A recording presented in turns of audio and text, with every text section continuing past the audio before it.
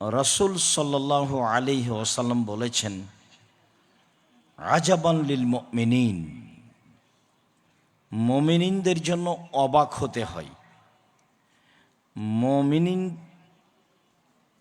মুমিন মুসলিম পুরুষের জন্য অবাক হতে হয়। কেন? ইন্না আমরাহু কুল্লাহু লাহু শুকর। মুমিনের সব কাজই আল্লাহর শুকরিয়া। মুমিন যা কিছু করে, যা কিছু বলে, তা আল্লাহর শুকরিয়াতেই হয়ে থাকে। লাইসা যালিকা লিআহাদিন ইল্লা লিল মুমিন। এইটা শুধু মুমিন পুরুষ নারীর জন্যই সহজ সম্ভব, যে তার কথা কর্ম আল্লাহর শুকরিয়াই হবে। রাসূল সাল্লাল্লাহু আলাইহি সাল্লাম বললেন, উত্তম শুকরিয়া আদায় করলো সেই ব্যক্তি যে কারো উপকার করলো, তখন বলল জাযাকাল্লাহ খায়র, তোমাকে আল্লাহ উত্তম প্রতিদান দান করুক। আপনি একটা কাজ করলেন আমার, আমি বললাম জাযাকাল্লাহ খায়র। তো রাসূল সাল্লাল্লাহু আলাইহি সাল্লাম বলেন, মাল্লাম ইয়াশকুরিন নাস, যে ব্যক্তি মানুষের শুকরিয়া আদায় করে না, সে আল্লাহরও শুকরিয়া আদায় করতে পারে না। মানুষের শুকরিয়া আদায় কিভাবে করবে? তো জাযাকাল্লাহ খায়র, এটা তো একটা মুখে আছেই। আর যদি সম্ভব হয় তাহলে কথা কর্ম দিয়ে, সুপারিশ করে, কোনো সুবিধা করে দিয়ে মানুষের উপকার করবে, তখন সে তার কর্ম অনুযায়ী, ক্ষমতা অনুযায়ী শুকরিয়া আদায় করবে। রাসূল সাল্লাল্লাহু আলাইহি ওয়াসাল্লাম বলেন, মুমিনের সব কিছু শুকরিয়া কেন? ইন আসাবাত সাররাও, যদি মুমিনের কোনো কল্যাণ হয়, ফাশাকারা, যদি কোনো কল্যাণ মুমিন পায় তাহলে বলে আলহামদুলিল্লাহ। ওয়াইন আসাবাতহু যাররা ফাসাবারা, যদি কোনো সমস্যা চলে আসে তো ধৈর্যের পরিচয় দেয়। তো তাহলে সুবিধে আসলে বলে আলহামদুলিল্লাহ, আর বিপদ আপদ আসলে ধৈর্যের পরিচয় দেয়, ভেঙে পড়ে না। তাই মুমিনের সব কিছুই হলো আল্লাহর জন্য শুকরিয়া। এই কথা রাসূল সাল্লাল্লাহু আলাইহি সাল্লাম বলেন। আমরা কিভাবে আসলে আল্লাহর শুকরিয়া আদায় করতে পারি? উনি যাতে খুব খুশি হন সেটা বললেই শুকরিয়া আদায় করতে পারি। জাবির রাদিয়াল্লাহু তাআলা আনহু বলেন, রাসূল সাল্লাল্লাহু আলাইহি ওয়াসাল্লাম বলেছেন, আফজালুদ দুআয়ে আলহামদুলিল্লাহ ওয়া আফজালুয যিকরি লা ইলাহা ইল্লাল্লাহ। সবচেয়ে উত্তম দোয়া হলো আলহামদুলিল্লাহ, আর সবচেয়ে উত্তম জিকির হলো লা ইলাহা ইল্লাল্লাহ। তো আমাদের আলহামদুলিল্লাহ আলা কুল্লি হাল, সব সময় যদি আমরা আলহামদুলিল্লাহ বলতে পারি তাহলে আল্লাহর শুকরিয়া আদায় করা হলো। এমনিতেই আহাবুল কালাম ইলাল্লাহ আরবা, আল্লাহর নিকটে সবচেয়ে প্রিয় কালেমা হচ্ছে চারটি: সুবহানাল্লাহি আলহামদুলিল্লাহি ওয়া লা ইলাহা ইল্লাল্লাহু আল্লাহু আকবার। শুকরিয়া আদায়ের সবচেয়ে উত্তম মাধ্যম সুবহানাল্লাহি আলহামদুলিল্লাহি ওয়া লা ইলাহা ইল্লাল্লাহু আল্লাহু আকবার। রাসূল সাল্লাল্লাহু আলাইহি ওয়াসাল্লাম অবশ্য রাতের সালাতে শুকরিয়া আদায়ে বলতেন, আল্লাহু আকবার কবীরা, আল্লাহু আকবার কবীরা, আল্লাহু আকবার কবীরা। আল্লাহ মহান, আল্লাহ মহান, আল্লাহ মহান। আলহামদুলিল্লাহ কাসীরা, আলহামদুলিল্লাহ কাসীরা, আলহামদুলিল্লাহি কাসীরা। আল্লাহর প্রশংসা অনেক, আল্লাহর প্রশংসা প্রচুর, আল্লাহর প্রশংসা প্রচুর প্রচুর। এরপরে রাসূল সাল্লাল্লাহু আলাইহি ওয়াসাল্লাম বলতেন, সুবহানাল্লাহি বুকরাতাম ওয়াসিলা, ও সুবহানাল্লাহি বুকরাতাম ওয়াসিলা, ও সুবহানাল্লাহি বুকরাতাম ওয়াসিলা। আল্লাহর পবিত্রতা বর্ণনা করি আমরা সকালে সন্ধ্যায়, আল্লাহর পবিত্রতা বর্ণনা করি আমরা সকালে ও সন্ধ্যায়। আল্লাহকে সব কিছু থেকে পবিত্র ঘোষণা করি আমরা সকালে ও সন্ধ্যায়। এভাবে রাসূল সাল্লাল্লাহু আলাইহি সাল্লাম আল্লাহর শুকরিয়া আদায় করতেন, যা একাধিক হাদিসে বোঝা যায়।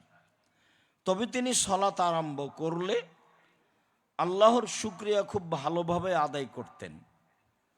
তারপরে তিনি সালাত আরম্ভ করতেন, যা বোঝা যায় রাতে উঠলে, যা বোঝা যায় তাকবীরে তাহরিমার পরে যা বলেন। যেমন বলেন, আলী রাদিয়াল্লাহু তাআলা আনহু বলেন, যখন রাসূল সাল্লাল্লাহু আলাইহি ওয়াসাল্লাম সালাত আরম্ভ করতেন তখন তিনি বলতেন, ওয়াজ্জাহতু ওয়াজহিয়া লিল্লাযী ফাতারাস সামাওয়াতি ওয়াল আরদা হানিফা ওয়া মা আনা মিনাল মুশরিকিন। আমি আমার মুখমণ্ডলকে সমর্পণ করলাম সে আল্লাহর জন্য, যে আল্লাহ আসমান জমিনকে সৃষ্টি করেছেন তার দিকে অভিমুখী হয়ে। ওয়া মা আনা মিনাল মুশরিকিন, আমি মুশরিক নই। ইন্না সলাতি ও নসুকি ও মাহে ও মামাতি লিল্লাহি রাব্বিল আলামিন, নিশ্চয় আমার সলাত, আমার কুরবানি, আমার ইবাদত সব কিছু রব্বুল আলামিনের জন্য। লা শারীকা লাহু, তার কোনো শরিক নেই। অবেদালিকা উমিরতু, এটা আমাকে আদেশ করা হয়েছে, এটা আমাকে বলতে হবে। ওয়ানা মিনাল মুসলিম, ওয়ানা মিনাল মুসলিমিন, আমি একজন মুসলিম। আল্লাহুম্মা আনতাল মালিকু লা ইলাহা ইল্লা আনতা, হে আল্লাহ তুমি মালিক, তুমি ছাড়া কোনো মাবুদ নেই। আনতা রব্বি, তুমি আমার প্রতিপালক। ওয়ানা আবদুকা, আমি তোমার দাস। যালামতু নাফসি, আমি অন্যায় করেছি। ওয়া তারাফতু বিযামবি, আমি আমার পাপের স্বীকৃতি দিচ্ছি। ফাগফিরলি যুনুবি জামিয়া, তুমি আমার সব পাপ ক্ষমা করে দাও। ইন্নাহু লা ইয়াগফিরু যুনুবা ইল্লা আনতা, তুমি ছাড়া তো কেউ পাপ ক্ষমা করতে পারে না। ওয়াহদিনি লে আহসানিল আখলাক, ভালো চরিত্রের পথ দেখাও। লা ইয়াহদি লে আহসানাহা ইল্লা আনতা, ভালো চরিত্রের পথ তুমি ছাড়া কেউ দেখাতে পারে না। লাব্বাইকা ওয়া সাদাইকা, আমি তোমার দরবারে উপস্থিত, কল্যাণের জন্য উপস্থিত। আল খায়রু কুল্লুহু ফি ইয়াদাইকা, সব কল্যাণ তোমার হাতেই রয়েছে। অশাররু লাইসা ইলাইকা, অকল্যাণ তোমার পক্ষ থেকে হয় না। আনা বিকা ওয়া ইলাইকা, সব কিছু করে থাকে তোমার সাহায্যে, শত্রুর মোকাবেলা করি তোমার সাহায্যে, আমি তোমার দিকেই অভিমুখী। তাবারাকতা ওয়া তাআলাইতা, তুমি সর্বোচ্চ সর্বোচ্চ মর্যাদার অধিকারী। আস্তাগফিরুকা ওয়া আতুবু ইলাইকা, তোমার কাছে ক্ষমা চাচ্ছি, তোমার নিকটে ফিরে যেতে চাচ্ছি। এভাবে রাসূল সাল্লাল্লাহু আলাইহি সাল্লাম আল্লাহ তাআলার শুকরিয়া আদায় করতেন। সম্মানিত দিনী ভাই বোন, আল্লাহ তাআলার শুকরিয়া আদায় করি আলহামদুলিল্লাহ। সুবহানাল্লাহি ওয়া বিহামদিহি সুবহানাল্লাহিল আযীম, সুবহানাল্লাহি ওয়া আলহামদুলিল্লাহি ওয়া লা ইলাহা ইল্লাল্লাহু আল্লাহু আকবার। আল্লাহু আকবার কবীরা, আল্লাহু আকবার কবীরা, আল্লাহু আকবার কবীরা, ওয়া সুবহানাল্লাহি বুকরাতাম ওয়া আসীলা, আলহামদুলিল্লাহি কাসীরা, আলহামদুলিল্লাহি কাসীরা, আলহামদুলিল্লাহি কাসীরা, ওয়া সুবহানাল্লাহি বুকরাতাম ওয়া আসীলা, ওয়া সুবহানাল্লাহি বুকরাতাম ওয়া আসীলা, ওয়া সুবহানাল্লাহি বুকরাতাও ওয়া আসিলা। আরও বলি যে আকাশ এভাবে আল্লাহ তাআলা আমাদের অনুকূলে করবেন, কদিন আগে আসলে এটা আমরা ভাবতে পারিনি। আলহামদুলিল্লাহ, ওহু আলা কুল্লি শাইইন কাদির, তিনি সব কিছু করতে পারেন। ফাআলুল লিমা ইউরিদ, যা ইচ্ছা তাই করেন, তার নাম আজিজ, পরাক্রমশালী, তিনি কাউকে পরোয়া করেন না। সম্মানিত দিনী ভাই বোন, তারপরের কথা বলি। তারপরে আল্লাহর কাছে একটু চাই। আবু হুরায়রা রাদিয়াল্লাহু তাআলা আনহু বলেন, রাসূল সাল্লাল্লাহু আলাইহি ওয়াসাল্লাম বলেছেন, লাইসা শাইউন আকরামা ইনদাল্লাহি মিনাদ দুআয়ে, চাওয়া কাজটি আল্লাহর কাছে যত প্রিয়, পৃথিবীর কোনো কাজ আল্লাহর কাছে তত প্রিয় নয়, এটাই সবচেয়ে প্রিয়। আবু হুরায়রা রাদিয়াল্লাহু তাআলা আনহু বলেন, রাসূল সাল্লাল্লাহু আলাইহি ওয়াসাল্লাম বলেছেন, মাল্লাম ইয়াসআলিল্লাহ গাযিবা আলাইহি, আল্লাহ মাল্লাম ইয়াদউল্লাহ গাযিবা আলাইহি, যে ব্যক্তি আল্লাহর কাছে চায় না, আল্লাহ তার উপরে অসন্তুষ্ট হন। আবু হুরায়রা রাদিয়াল্লাহু তাআলা আনহু বলেন, রাসূল সাল্লাল্লাহু আলাইহি ওয়াসাল্লাম বলেছেন, মাল্লাম ইয়াসআলিল্লাহ ইয়াগযাব আলাইহি, যে ব্যক্তি আল্লাহকে তার প্রয়োজনের কথা বলে না, আল্লাহ তার উপরে অসন্তুষ্ট হন। আল্লাহর কাছেই চাওয়া ভালো। আমরা আমাদের সালাফি কনফারেন্সের সূচনায় প্রশংসা করার পরে আমাদের এই সালাফি কনফারেন্স ভালোভাবে বাস্তবায়ন হোক, এটা কার কাছে দাবি করতে পারি? আল্লাহর কাছে। না দাবি করলে তিনি অসন্তুষ্ট হবেন। আবু হুরায়রা রাদিয়াল্লাহু তাআলা আনহু বলেন, রাসূল সাল্লাল্লাহু আলাইহি ওয়াসাল্লাম বলেছেন, লাইসা শাইউন আকরামা ইনদাল্লাহি মিনাদ দুআয়ে, আল্লাহর কাছে চাওয়া কাজটি যত প্রিয়, পৃথিবীর কোনো কাজ আল্লাহর কাছে তত প্রিয় নয়। আল্লাহর কাছে সবচেয়ে প্রিয় কাজ কি? চাওয়া। তা আমরা সূচনায় বলি, আল্লাহ আমাদের সালাফি কনফারেন্স এইটা তুমি ভালোভাবে বাস্তবায়ন করার সুযোগ ও তৌফিক দান করো, আল্লাহুম্মা আমিন। এবারে সালাফি কনফারেন্সের সূচনা থেকে নিয়ে শেষ পর্যন্ত ভদ্রতা ও নম্রতা বজায় রাখা একান্ত জরুরি। আব্দুল্লাহ ইবনে আব্বাস রাদিয়াল্লাহু তাআলা আনহু বলেন, রাসূল সাল্লাল্লাহু আলাইহি সাল্লাম বললেন, লে আসাদ আব্দুল কায়েস ইন্না ফিকা লাখাসলাতাইন, এক এলাকা থেকে এক প্রতিনিধি এসেছিলেন, সেই প্রতিনিধির প্রধান ছিলেন আব্দুল কায়েস। আল্লাহ রাসূল তাকে বললেন, ইন্না ফিকা লাখাসলাতাইন, তোমার ভিতরে দুইটা অভ্যাস আছে, খাসলাত, আদব, তোমার ভিতরে দুইটা আদব আছে। ইন্নাল্লাহ ইউহিব্বুহুমা আল হিলমা ওয়াল আনাতা, সেইটা আল্লাহ খুব ভালোবাসেন। তার একটা হলো ধৈর্য, আর একটা হলো ধীর স্থিরতা। তোমার ভিতরে এটা আছে। 5 জন বা 9 জন তারা এসেছিলেন। এসেই তিনি ব্যতীত বাকি একবারে তাড়াহুড়া করে উঠ থেকে নেমে রাসূলের সাথে সাক্ষাৎ করলেন, কথোপকথন করলেন। আর আল্লাহ রাসূল একে দেখলেন যে লোকটা উঠ থেকে নেমে জামা কাপড় ঠিক করে, হাত মুখ প্রয়োজনে ধুয়ে, নিজেকে ভালো করে প্রস্তুত করে, সাজগোজ করে রাসূলের কাছে আসলেন। তখন আল্লাহ রাসূল বললেন, শোনো আসাদ আব্দুল কায়েস, তোমার ভিতরে দুইটা জিনিস আছে যেটা আল্লাহ পছন্দ করেন। দেখেন, মানে চাল চলন প্রকাশ পায়, ওর ভিতরে যেটা চাল চলন ভালো থাকে সেটা এমনিতে কি হয়? প্রকাশ পায়। ইনি মূল ব্যক্তি, ইনি তাড়াহুড়া করে গিয়ে রাসূলের সাথে সাক্ষাৎ করেননি। তো আল্লাহ রাসূল বলছেন, শোনো আব্দুল কায়েস, তোমার ভিতরে দুইটা জিনিস আছে যে দুইটা আল্লাহ পছন্দ করেন। তার একটা হলো ধৈর্য, আর একটা হলো ধীর স্থিরতা।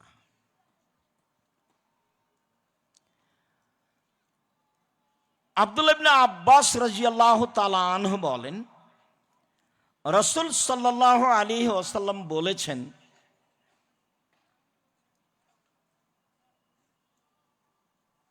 আস-সামাতুল হাসানু ওয়াত-তাওয়াদাতু ওয়াল-ইকতিসাদু মিন 24 জুজান মিন নবুওয়া।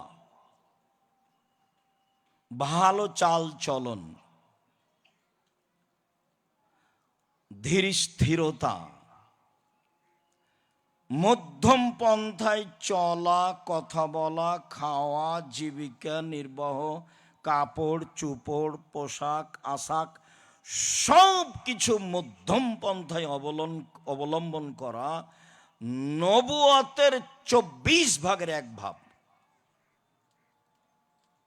নবী হওয়ার যতগুলি গুণ লাগে তার 24 ভাগের 1 ভাগ তার মধ্যে আছে, যার মধ্যে 1 ভালো চাল চলন, 2 ধীর স্থিরতা, 3 মধ্যম পন্থা। এই 3টা যার ভিতরে আছে, রাসূল সাল্লাল্লাহু আলাইহি সাল্লাম বললেন তার ভিতরে নবী হওয়ার যে 24টা গুণ রয়েছে, এটা হলো 24 ভাগের 1 ভাগ। আব্দুল্লাহ ইবনে সারজিস রাদিয়াল্লাহু তাআলা আনহু বলেন, রাসূল সাল্লাল্লাহু আলাইহি সাল্লাম বলেছেন, আন্নাল হাদিয়া সলিহা ওয়াস-সামতা সলিহা ওয়াল-ইকতিসাদা মিন 25 জুজান মিনান নবুওয়া। ভালো আদর্শ, ভালো চাল চলন, মধ্যম পন্থা নবীর 25 ভাগের 1 ভাগ, নবুয়তের 25 ভাগের 1 ভাগ। নবী হলে যেসব গুণাবলী লাগে, এই 3টা যার ভিতরে আছে, তার ভিতরে সেই গুণের 1 ভাগ রয়েছে। সেটা কি? আল হাদিয়াস সলেহ আল হাদিউস সলেহ, ভালো আদর্শ, অসামতুস সলেহ ভালো চাল চলন, অল-ইকতিসাদ মধ্যম পন্থা। চলেন এবার শেষে যাই। সালমান রাদিয়াল্লাহু তাআলা আনহু বলেন, রাসূল সাল্লাল্লাহু আলাইহি ওয়াসাল্লাম বলেছেন, লা ইয়ারদুল কাযা, লিখিত ভাগ্য পরিবর্তন হয় না। লিখিত ভাগ্য পরিবর্তন হয় না ইল্লা বিদুআয়ে, তবে আল্লাহকে ডাকলে আল্লাহ নতুনভাবে কেটে পরিবর্তন করে দেন। উনি সব কিছু করতে পারেন। সম্মানিত দিনী ভাই বোন, আল্লাহ সব কিছু করতে পারেন মর্মে আজকের আলোচনার সূচনায় প্রথমে হলো আমরা আল্লাহর শুকরিয়া আদায় করি, আলহামদুলিল্লাহ। তারপরে আমরা সালাফি কনফারেন্সের শুরু থেকে নিয়ে শেষ পর্যন্ত ভালো চাল চলনে, ভালো আদর্শে, মধ্যম পন্থা অবলম্বন করে অবশ্যই সময় কাটাবো ইনশাআল্লাহ। তারপরে হলো এই আসার যাওয়া যেন সমান না হয়, বা ভুলটাই যেন বেশি না হয়। আসা যাওয়া যেন আল্লাহর কাছে তাকওয়া, রুজি, পরহেজগারিতা, টাকা পয়সা, অর্থ সম্পদ, ঈমান সব কিছু আল্লাহর কাছে চেয়ে নিতে পারি। একটা দিনী বৈঠকে এসেছি। সম্মানিত দিনী ভাই বোন, সালাফি কনফারেন্সের সূচনার আলোচনায় শেষ করতে গিয়ে প্রথমে বলি, যারা আপনারা এসেছেন, আসছেন, আসবেন, তাদের জন্য আন্তরিকভাবে আমি শুকরিয়া আদায় করি, জাযাকুমুল্লাহ খায়র। যারা প্রশাসনে রয়েছে তাদের জন্য শুকরিয়া আদায় করি, জাযাকুমুল্লাহ খায়র। যারা আমাদের ছেলেরা বিভিন্ন কাজে সহযোগিতায় রয়েছে তাদের জন্য আন্তরিকভাবে দোয়া করি, জাযাকুমুল্লাহ খায়র। তারপরে আপনাদের সাথে আরো জরুরি কথা বলি। জরুরি প্রয়োজন ছাড়া গেটের ওই দিকে যাবেন না, এটা আমার আপনার কাছে জোরালো দাবি। ভদ্র আচরণের এটা একটা বড় দিক। অবশ্যই আপনি মনে রাখবেন, সালাফি কনফারেন্সে এসেছেন, তা বুঝেন কি? নবী সাহাবী তাবেঈদের নিয়ম নীতিতে যে কনফারেন্স হয়, তা আপনি আসলেন, বাজারে ঘুরলেন, কি কি কিনলেন, তো এটা কি সালাফি কনফারেন্স হলো? তাহলে তো এমনি সম্মেলন, কেসা কাহিনী, কে কার বিরুদ্ধে বলল, একজন আর একজনকে যা ইচ্ছা করলো সেটা বলে দিল, সেটা কি হলো? আবার এবছরের বিষয়বস্তু ভালোভাবেই জানি, আমাদের আলোচকগণ গুরুত্বপূর্ণ আমাদের সামনে এ বিষয়ের আলোচনা পেশ করবেন। অবশ্যই জোরালোভাবে আন্তরিক অনুরোধ যে আপনি জরুরি প্রয়োজন ছাড়া গেটের ওই দিকে যাবেন না। আমাদের যা অবগতিতে আছে তাতে ভিতরে খাওয়ার ব্যবস্থা আছে, যেটা মানুষ না হলে চলে না। আমাদের অবগতিতে তৃতীয় দ্বিতীয় পেশাব পায়খানার ব্যবস্থা আছে, তাতে মসজিদে সব তলাতে 12 থেকে 14টা টয়লেট আছে, 4 তলার সব স্তরেই আছে। পিছনের আবাসিক বিল্ডিংয়ে সব স্তরই 12টা 14টা করে 4 তলা পর্যন্ত সব স্তরে টয়লেট রয়েছে। একাডেমিক ভবনে 3 স্তরে টয়লেট রয়েছে। সামনে টিন সেট রুমের পাশে 4-5টা টয়লেট রয়েছে। মানুষের প্রথমে লাগে খাওয়া, সেটা আল্লাহ আপনাদের ব্যবস্থা করে রেখেছেন, সময় আল্লাহ আপনাদের দিয়ে দেবেন ইনশাআল্লাহ। দ্বিতীয় হলো মানুষের পেশাব পায়খানার প্রয়োজন, তারও ব্যবস্থা আছে আলহামদুলিল্লাহ। তৃতীয় হলো ক্লান্তি আসলে কিছুক্ষণ অপেক্ষা করতে হবে, বিশাল মসজিদ আছে, মাঠ আছে, সব কিছুই আছে, ছেলেদের ঘর আছে। কাজেই কি বলি, আলহামদুলিল্লাহ। সম্মানিত দিনী ভাই বোন, আল্লাহ তাআলার শুকরিয়া আদায় করি, আলহামদুলিল্লাহ। মানুষকে আল্লাহ নেয়ামত দেন, সেটা মানুষ বুঝতে পারে। আল্লাহ আমাদেরকে নেয়ামত দিয়েছেন তা অনেক, তাই সময়ে সময়ে সিজদা শুকরিয়া আদায় করে বলি, আমাদের ভুল ত্রুটির কারণে নেয়ামতের পরিবর্তন হয় না যেন। আল্লাহুম্মা ইন্নী আউযুবিকা মিন যাওয়ালি নি'মাতিকা, হে আল্লাহ তোমার কাছে আশ্রয় চাচ্ছি তোমার নেয়ামত সরে যাওয়া হতে। তোমার নেয়ামত সরে যাওয়া চাইনি, তাৎক্ষণিক কোনো বিপদ চলে আসুক এটা চাইনি। আল্লাহুম্মা ইন্নী আউযুবিকা মিন জাহাদিল বালায়ে ওয়া দারাকিস সাকায়ে ওয়া সুইল কাযায়ে ওয়া সামাতাতিল আদা, মন্দ কোনো সিদ্ধান্ত তোমার পক্ষ থেকে হবে এটা চাইনি, এমন কিছু ঘটবে যাতে শত্রু হাসবে এটা তোমার দরবারে চাইনি। আন্তরিকভাবে তোমার শুকরিয়া আদায় করি, আলহামদুলিল্লাহ। সম্মানিত দিনী ভাই বোন, আল্লাহর অনেক নেয়ামত, সময়ের গতিতে সে নেয়ামত ভোগ করবেন, আর নেয়ামতের উত্তরে বলবেন তাসবিহ তাহলিল জিকির আজকার, আর আলোচকদের বক্তব্য খুব মনোযোগ সহকারে শুনবেন। আমার আন্তরিকভাবে জোরালো দাবি থাকছে, খুব ভালোভাবে মনে রাখবেন, জামিয়া সালাফিয়া কোনো কোম্পানি দিয়ে চলে না, সাধারণ মানুষের সহযোগিতা দিয়ে চলে। সেটা আমি আপনি, কোনো বিত্তশালী দিয়েও চলে না। কাজেই টাকাটা খেয়ে শেষ করে দিবেন, আজে বাজে কাজ করে শেষ করে দিবেন, এইটা যেন না হয়। আপনার টাকাটা যেন কাজে লাগে, সেই মর্মে আপনি কাজ করবেন। আলিয়াদুলিয়া খায়রুন ইয়াদিস সুফলা, আল্লাহ রাসূল বলেন, দেওয়া হাত ভালো নেওয়া হাতের চেয়ে, দেওয়া হাত ভালো নেওয়া হাতের চেয়ে, দেওয়া হাত ভালো নেওয়া হাতের চেয়ে। রাসূল সাল্লাল্লাহু আলাইহি সাল্লামের কথা মূল্যায়ন করো তো, আল্লাহকে সন্তুষ্ট করার আশায় পরকালের সফলতার উদ্দেশ্যে সালাফি কনফারেন্সে এসেছি। এ দিয়ে আল্লাহকে শুকরিয়া আদায় করতে চাই।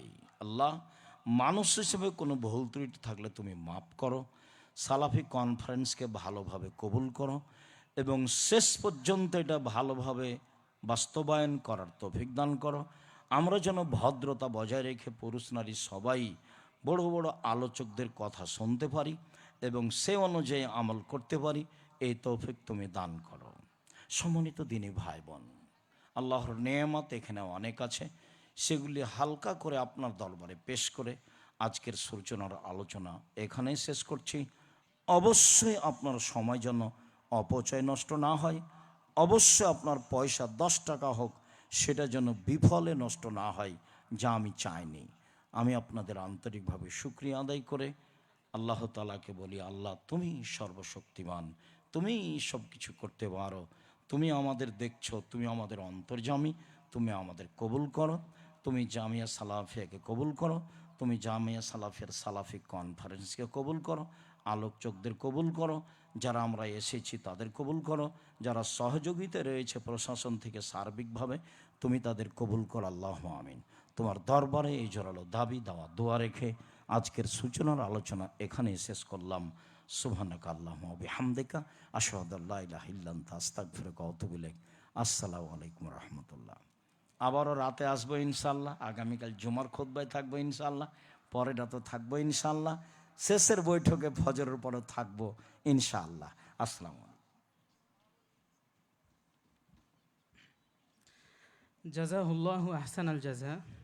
আলহামদুলিল্লাহ, আমাদের প্রিয় শায়েখ তুলে ধরলেন যে কিভাবে আমরা আল্লাহ সুবহানাহু ওয়া তাআলার শুকরিয়া আদায় করব এবং আমরা কিভাবে একজন শুকরগুজার বান্দা হব। আল্লাহ তাআলা আমাদেরকে সকলকে শুকরগুজার বান্দা হিসেবে কবুল করুক, আল্লাহুম্মা আমিন। প্রিয় উপস্থিত শ্রোতাবৃন্দ, মানব সভ্যতার প্রতিটি ন্যায়ভিত্তিক অধ্যায়ে আমরা দেখি ন্যায়, ইনসাফ, সুরা পরামর্শ ও তাকওয়া, এই 3টি স্তম্ভের উপরেই টিকে থাকে প্রকৃত শাসন ব্যবস্থা। যেই শাসক ন্যায়ের পথে চলে, আল্লাহ তার হাতে উম্মাহর আমানা অর্পণ করেন, আর যেই সুরা পরামর্শহীন ও তাকওয়াবিহীন হয় তার ক্ষমতা হয় মরীচিকার মতো। আজকের প্রথম পর্বে এই গভীর ও প্রাসঙ্গিক বিষয়ে বক্তব্য প্রদান করবেন আমাদের প্রিয় শিক্ষক ও আল জামিয়া আস-সালাফিয়া এর মুহাদ্দিস শেখ মাহবুবুর রহমান মাদানী হাফিজাহুল্লাহ। শেখের বক্তব্যের বিষয় কুরআন ও হাদিসের আলোকে ন্যায়, সুরা ও তাকওয়া ভিত্তিক শাসন ব্যবস্থা। আমি বিনয়ের সঙ্গে শেখকে তার মূল্যবান বক্তব্য উপস্থাপনের জন্য অনুরোধ জানাচ্ছি। ফালিয়াতাফাদ্দাল মাশকুরা।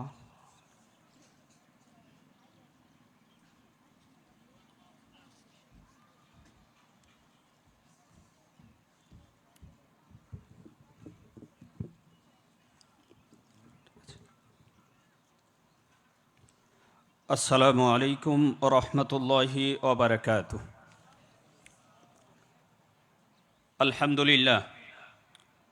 আলহামদুলিল্লাহ নাহমাদুহু ওয়া নাস্তাঈনুহু ওয়া নাস্তাগফিরুহু ওয়া নু'মিনু বিহি ওয়া নাতাওয়াক্কালু আলাইহি ওয়া না'উযু বিল্লাহি মিন শুরুরি আনফুসিনা ওয়া মিন সাইয়্যাতি আ'মালিনা। মান ইয়াহদিহিল্লাহু ফালা মুদিল্লা লাহু ومن يضلل فلا هادي له واشهد ان لا اله الا الله وحده لا شريك له واشهد ان محمدا عبده ورسوله. اما بعد، فقد امرنا الله سبحانه وتعالى في كلامه المجيد. اعوذ بالله من الشيطان الرجيم. بسم الله الرحمن الرحيم. يا أيها الذين آمنوا اتقوا الله حق تقاته ولا تموتن إلا وأنتم مسلمون. وقال الله تعالى في موضع آخر: بسم الله الرحمن الرحيم. ألا له الخلق والأمر تبارك الله رب العالمين. وقال النبي صلى الله عليه وسلم عن معقل بن يسار رضي الله تعالى عنه قال: قال رسول الله صلى الله عليه وسلم: ما من عبد يسترعيه الله رعيه يموت يوم يموت وهو غاش لرعيته إلا حرم الله عليه الجنة. রাওয়াহুল বুখারী ও মুসলিম। বাংলাদেশের ঐতিহ্যবাহী বিশুদ্ধ এলেম অর্জনের অন্যতম বৃহত্তর প্ল্যাটফর্ম সালাফি কনফারেন্সের মাননীয় সভাপতি, প্রধান অতিথি, বিশেষ অতিথিবৃন্দ, সম্মানিত আলোচকবৃন্দ, সামনে উপবিষ্ট দেশের বিভিন্ন প্রান্ত থেকে ছুটে আসা বিশুদ্ধ জ্ঞান পিপাসু মুসলিম ব্রাদারে মিল্লাত, পর্দার অন্তরালে মা ও বোনেরা, আলোচনার শুরুতে শুকরিয়া আদা করছি সে মহান রবের, যে আল্লাহ তাআলা আমাদেরকে এই পৃথিবীতে তার প্রতিনিধিত্ব করার জন্য নির্বাচন করেছেন। এজন্য আল্লাহ তাআলার কাছে আমরা লাখো কোটি সিজদায়ে শুকর আদায় করে বলছি আলহামদুলিল্লাহ। অতঃপর দরুদ ও সালাম বর্ষিত হোক শেষ সর্বশ্রেষ্ঠ মহামানবের প্রতি, যে মহামানবের আদর্শ অনুসরণ করার জন্যই আজকে আমরা সালাফি কনফারেন্সে এসে উপস্থিত হয়েছি। সে মহামানবের প্রতি বর্ষিত হোক শত সহস্র দরুদ ও সালাম। আমরা বলি সাল্লাল্লাহু আলাইহি ওয়াসাল্লাম। উপস্থিত সালাফি কনফারেন্সে দেশের বিভিন্ন প্রান্ত থেকে ছুটে আসা জ্ঞান পিপাসু প্রিয় দ্বীনী বন্ধুগণ, আল্লাহ সুবহানাহু ওয়া তাআলা আমাদেরকে এই পৃথিবীতে প্রেরণ করেছেন। প্রেরণ করার পূর্বেই তিনি তার ফেরেশতা মণ্ডলীর সাথে পরামর্শ করতে গিয়ে বলেছিলেন, ইন্নী জাইলুন ফিল আরদি খলিফা, আমি জমিনের বুকে প্রতিনিধি সৃষ্টি করতে চাই। তারা আপত্তি পেশ করেছিলেন। আল্লাহ তাআলা তার প্রেক্ষিতে বলেছিলেন, ইন্নী আ'লামু মা লা তা'লামুন, আমি যা জানি তোমরা তা জানো না। প্রিয় উপস্থিতি, আল্লাহ তাআলার বান্দারা তার দেওয়া বিধানকে জীবনে বাস্তবায়ন করার জন্য এই জমিনে একত্রিত হবে এবং তার দেওয়া বিধানের বাণী শ্রবণ করবে এবং সে অনুপাতে আমল করবে। আজকে সালাফি কনফারেন্স তার একটা বাস্তব দৃষ্টান্ত। যখন মানুষেরা এলেম অর্জনের জন্য উপস্থিত হয়ে দ্বীনি জ্ঞান অর্জন করে, তখন ফেরেশতাদের সামনে আল্লাহ তাআলা সেই বান্দাদের নিয়ে গর্ব করে, অহংকার করে বলেন। আজকে এই সালাফি কনফারেন্সের প্রতিপাদ্য বিষয় সম্পর্কে আপনারা অবগত আছেন। এবারের সালাফি কনফারেন্সের প্রতিপাদ্য বিষয় হচ্ছে ইসলামী রাজনীতি প্রেক্ষিতে বাংলাদেশ। সে আলোকে আমার আলোচ্য বিষয় কোরআন ও হাদিসের আলোকে ইসলামী শাসন ব্যবস্থার মূলনীতি। প্রিয় উপস্থিতি, ইসলামী শাসন ব্যবস্থার মূলনীতি কোরআন ও সুন্নাতে সুস্পষ্টভাবে নির্ধারণ করা হয়েছে, নির্ধারিত রয়েছে। ইসলাম কেবল একটি ইবাদত নয়, ইসলাম কেবল একটি জীবনের ধর্ম নয়, বরং ইসলাম হচ্ছে একটি পূর্ণাঙ্গ জীবন ব্যবস্থা। ইসলাম হচ্ছে মানব জীবনের মিনাল মাহদি ইলাল লাহাদ, দোলনা থেকে কবর পর্যন্ত পূর্ণাঙ্গ জীবনের জীবন ব্যবস্থা, যেখানে মানুষের ব্যক্তিগত জীবন থেকে শুরু করে পারিবারিক জীবন, সামাজিক জীবন, রাষ্ট্রীয় জীবন, আন্তর্জাতিক জীবন, অর্থনৈতিক, রাজনৈতিক, শাসন ব্যবস্থা, সার্বিক বিষয় অন্তর্ভুক্ত। আল্লাহ সুবহানাহু ওয়া তাআলা এর বিষয়ে ইসলাম যে পূর্ণ জীবন ব্যবস্থা দিয়েছেন, সর্বশেষ আয়াত নাজিলকৃত আয়াতের মাঝে আল্লাহ তাআলা জানিয়ে দিয়েছেন। আল্লাহ তাআলা বলছেন, আউযু বিল্লাহি মিনাশ শাইতানির রাজিম, বিসমিল্লাহির রহমানির রহিম, আল ইয়াউমা আকমালতু লাকুম দীনাকুম, হে মুহাম্মদ সাল্লাল্লাহু আলাইহি ওয়াসাল্লাম, আজকে এই আরাফার মাঠে আমি দিনকে পূর্ণতা প্রদান করলাম। ওয়া আতমামতু আলাইকুম নি'মাতি, তোমাদের ওপর আমার নিয়ামতকে পূর্ণতা প্রদান করলাম। ওয়া রাদিতু লাকুমুল ইসলাম দীনা, ইসলামকে তোমাদের জীবন ব্যবস্থা হিসেবে আমি সন্তুষ্ট হয়ে গেলাম। যেই ইসলামকে আল্লাহ তাআলা জীবন ব্যবস্থা হিসেবে সন্তুষ্ট হয়েছেন, সেই জীবন ব্যবস্থার মাঝে একজন মুসলিমকে পরিপূর্ণরূপে প্রবেশ করার আল্লাহ তাআলা নির্দেশ দিয়েছেন। কেউ বলতে পারবে না তার ব্যক্তিগত জীবনে ইসলামকে মানব, রাষ্ট্রীয় জীবনে ইসলাম মানব না, রাষ্ট্রীয় জীবনে ইসলাম মানব, আন্তর্জাতিক জীবনে ইসলাম মানব না, এই কথা বলার কোনো মুসলিমের সুযোগ নেই। আল্লাহ তাআলা বলছেন, ইয়া আইয়ুহাল্লাযীনা আমানু, হে পৃথিবীর বিশ্বাসীগণ, উদখুলু ফিস-সিলমি কাফা, তোমরা ইসলামের মাঝে পরিপূর্ণরূপে প্রবেশ করো। ওয়ালা তাত্তাবিউ খুতুওয়াতিশ শাইতান, আর মনে রেখো এই ইসলামকে তোমাদের ব্যক্তিগত জীবন থেকে শুরু করে পারিবারিক, জাতীয়, আন্তর্জাতিক পরিমণ্ডলে প্রতিপালন করতে গিয়ে তোমরা সেই মানুষরূপী শয়তান ইবলিসের, মানুষরূপী শয়তানের পদাঙ্কন করিও না। তোমরা সেই আমাদের চিরশত্রু ইহুদি জাতি, তাদের অন্যতম গুরু সেই আব্রাহাম লিঙ্কনের দেওয়া গণতন্ত্রের পায়ে, গণতন্ত্রের ফাঁদে পা দিয়ে তোমরা ইসলামকে তোমাদের জীবনের সর্বাঙ্গীন জীবন ব্যবস্থা হিসেবে গ্রহণ করা থেকে সরে পড়িও না। সম্মানিত উপস্থিতি, আল্লাহ তাআলা তাই বলছেন, ওয়ালা তাত্তাবিউ খুতুওয়াতিশ শাইতান, তোমরা ওই শয়তানের, আব্রাহাম লিঙ্কনের দেওয়া সেই গণতন্ত্রে পা দিও না, সেই তার ফাঁদে পা দিও না।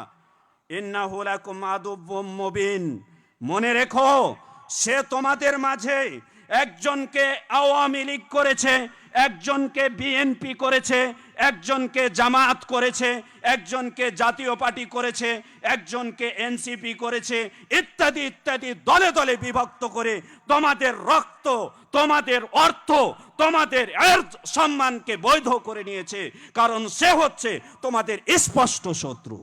সম্মানিত উপস্থিতি, আজকে আমরা মুসলিম ভাই আরেকজন মুসলিম ভাইয়ের রক্তকে নিরাপত্তা দিতে ব্যর্থ হয়েছি সেই শয়তানের দেওয়া নীতিকে অনুসরণ করার কারণেই। আজকে এই জন্য ইসলামী শরিয়াতের, ইসলামিক শাসন ব্যবস্থার মূলনীতিগুলো কি আমরা একটু সংক্ষিপ্ত আকারে অল্প সময়ের মাঝে আপনাদের কাছে উপস্থাপন করার প্রয়াস চালাচ্ছি ইনশাআল্লাহ।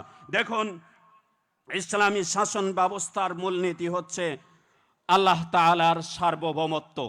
আল্লাহ তাআলার সার্বভৌমত্ব অর্থ হচ্ছে ইসলামী রাষ্ট্রে, ইসলামী শাসন ব্যবস্থায় একমাত্র শাসন করার, আইন দেওয়ার মালিক হচ্ছে আল্লাহ তাআলা, কারণ তিনি হচ্ছেন সকল ক্ষমতার উৎস। সেই আল্লাহ তাআলা যিনি আরশের ওপর সমুন্নত রয়েছেন, তিনি হচ্ছেন সকল ক্ষমতার উৎস, জনগণ সকল ক্ষমতার উৎস নয়। কারণ আল্লাহ তাআলা বলে দিয়েছেন, ইন্নাল্লাহা আলা কুল্লি শাইইন কাদির, নিশ্চয় আল্লাহ তাআলা সকল ক্ষমতার উৎস, সকল কিছুর উপরে ক্ষমতাবান। প্রিয় উপস্থিতি, এই জন্যই আল্লাহ তাআলা বলেছেন, আলা লাহুল খালকু ওয়াল আমর, জেনে রাখো পৃথিবীতে সৃষ্টি যার, বিধান চলবে তার। সম্মানিত উপস্থিতি, আল্লাহ তাআলা বলছেন, আলা লাহুল ইনিল হুকমু ইল্লা লিল্লাহ, একমাত্র জীবন ব্যবস্থা, বিধান চলবে আল্লাহর।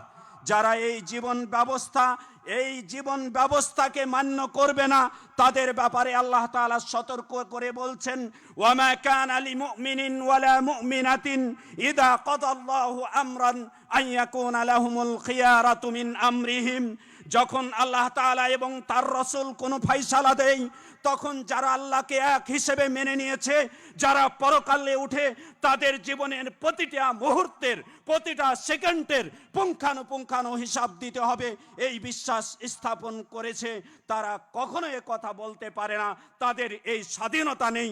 আল্লাহর আইন আসার পরে বলবে, আমি এ বিষয়ে আমার স্বাধীনতা রয়েছে। এই এখতিয়ার কোনো মুমিনকে প্রদান করা হয়নি, বরং আল মুমিনু কাল জামালিল আনিফ, একজন মুমিনের দৃষ্টান্ত হচ্ছে একটি লাগাম পরিহিত উটের নাই, হাইসু মাকিদ, যেখানেই তাকে টেনে নিয়ে যাওয়া হবে, ইনকাদ, সেখানেই সে যেতে বাধ্য। মুসলিমের কোনো স্বাধীনতা নেই আল্লাহর আইনের ক্ষেত্রে। এটাই আল্লাহ তাআলা বলছেন, ইনিল হুকমু ইল্লা লিল্লাহ, বিধান একমাত্র আল্লাহরই। এইখানে মুসলিমের কোনো স্বাধীনতা নেই যে আল্লাহর বিধানকে আমি ব্যক্তি জীবনে মানব, পারিবারিক জীবনে মানব, সামাজিক জীবনে মানব, কিন্তু রাষ্ট্রীয় জীবনে মানব না, এই রাজনৈতিক অঙ্গনে মানব না, এই এখতিয়ার কোনো মুসলিমের নেই। এরপরেও এই বিস্পষ্ট জীবন ব্যবস্থা, এই স্পষ্ট মেসেজ আসার পরেও যারা তার বিধান থেকে মুখ ফিরিয়ে নিবে, তাদের ব্যাপারে আল্লাহ তাআলা বলছেন, ওয়ামান ইয়াসিল্লাহ ওয়া রাসূলাহ, যারা আল্লাহ এবং তার রসুলের নাফরমানি করে, ফাকাদ দাল্লা দালালাম মুবিনা, তারা স্পষ্ট ভ্রষ্টতায় নিমজ্জিত হলো। প্রিয় উপস্থিতি, ভ্রষ্ট জাতি থেকে বাঁচতে হলে আমার জীবনের ব্যক্তি জীবন থেকে শুরু করে আন্তর্জাতিক পরিমণ্ডল পর্যন্ত সর্বক্ষেত্রে ইসলামকে পালন করতে হবে। সম্মানিত উপস্থিতি, এভাবে আল্লাহ তাআলা বলছেন, যারা আল্লাহর এই স্পষ্ট জীবন ব্যবস্থা আসার পরেও যারা সেই জাহালাতের, সেই জাহিলি যুগের জীবন ব্যবস্থাকে নিয়ে আব্রাহাম লিঙ্কনের দেওয়া গণতন্ত্রের মাধ্যমে পৃথিবীতে ইসলাম প্রতিষ্ঠিত করতে চায়, তাদের ব্যাপারে আল্লাহ তাআলা বলছেন, শোনো, আফা হুকমুল জাহিলিয়াতি আবগুন, তারা কি জাহিলি যুগের জীবন ব্যবস্থাকে অনুসন্ধান করছে, চাচ্ছে? শুনে রেখো, যারা জাহিলি যুগের জীবন ব্যবস্থাকে চাচ্ছ, তারা শুনে রেখো, ওয়ামান আহসানু মিনাল্লাহি হুকমান লিকাউমিন ইয়াকিনুন, পৃথিবীতে যারা বিশ্বাসী, দৃঢ় বিশ্বাসী মুমিন সম্প্রদায়, তারা একমাত্র আল্লাহ তাআলার জীবন ব্যবস্থাকেই মানবে, কারণ তারা জানে আল্লাহর জীবন ব্যবস্থার চাইতে, আল্লাহর বিধিবিধানের চাইতে শ্রেষ্ঠ জীবন ব্যবস্থা আর পৃথিবীতে নয়। সম্মানিত উপস্থিতি, এই জন্য কোনো মুসলিমের আর স্বাধীনতা থাকে না তার ব্যক্তি জীবন, পারিবারিক জীবন থেকে জাতীয় পর্যায় থেকে আন্তর্জাতিক পর্যায়ে আল্লাহর সার্বভৌমত্ব প্রতিষ্ঠিত করতে। আল্লাহ তাআলা তিনার সার্বভৌমত্ব, তিনিই একমাত্র আইন দেওয়ার মালিক, তার সার্বভৌমত্ব আমাদের প্রতিষ্ঠিত করতে হবে। কেন? কারণ আল্লাহ তাআলা জানেন, ইয়ালামু মা ইয়ালিজু ফিল আরদি ওয়া মা ইয়াখরুজু মিনহা, আল্লাহ তাআলা জানেন জমিনে একটা ছোট্ট পতঙ্গ যেটা প্রবেশ করছে, একটা কীট, একটা পোকা যেটা প্রবেশ করছে, সেটাও আল্লাহ জানেন। যেটা জমিন থেকে বের হচ্ছে, একটা ছোট্ট পোকা, ছোট্ট অঙ্কুর, সেটাও আল্লাহ তাআলা জানেন। কারণ আল্লাহ তাআলা সব কিছুই তার কাছে, তিনার কাছে স্পষ্ট, তিনি সব কিছুই জানেন। পক্ষান্তরে আমরা যারা আইন প্রণয়ন করে বর্তমান সময়ে সংবিধান রচনা করে দেশকে পরিচালনা করতে চাচ্ছি, তাদের জ্ঞান কতটুকু, তাদের মূল্যায়ন কতটুকু? এজন্য আল্লাহ তাআলার সার্বভৌমত্বকে পৃথিবীতে প্রতিষ্ঠিত করতে হবে। ইসলামী শাসন ব্যবস্থার মূলনীতির প্রথম মূলনীতি হচ্ছে এই আকীদা পোষণ করতে হবে, এই নীতিমালা থাকতে হবে ইসলামী শরিয়াতে। এই নীতিমালা রয়েছে যে আল্লাহ তাআলাই সবচাইতে ক্ষমতার অধিকারী। দ্বিতীয় নাম্বার, ইসলামী শাসন ব্যবস্থার মূলনীতির দ্বিতীয় নাম্বার হচ্ছে যে আল্লাহ তাআলার ইনসাফ, ন্যায়কে পৃথিবীতে প্রতিষ্ঠিত করা। আল্লাহ তাআলা নির্দেশ প্রদান করছেন, বিসমিল্লাহির রহমানির রহিম, ইন্নাল্লাহা ইয়া'মুরুকুম বিল আদলি ওয়াল ইহসান, নিশ্চয়ই তোমাদের রব আল্লাহ তাআলা নির্দেশ প্রদান করছেন আদল, ইনসাফ, ন্যায় বিচার প্রতিষ্ঠিত করতে এবং দয়া করতে। যারা এই পৃথিবীতে কর্তৃত্বে আসবে তাদের জন্য ইসলামী শাসন ব্যবস্থায় দ্বিতীয় মূলনীতি হচ্ছে ইনসাফ প্রতিষ্ঠিত করা, ন্যায় বিচার প্রতিষ্ঠিত করা।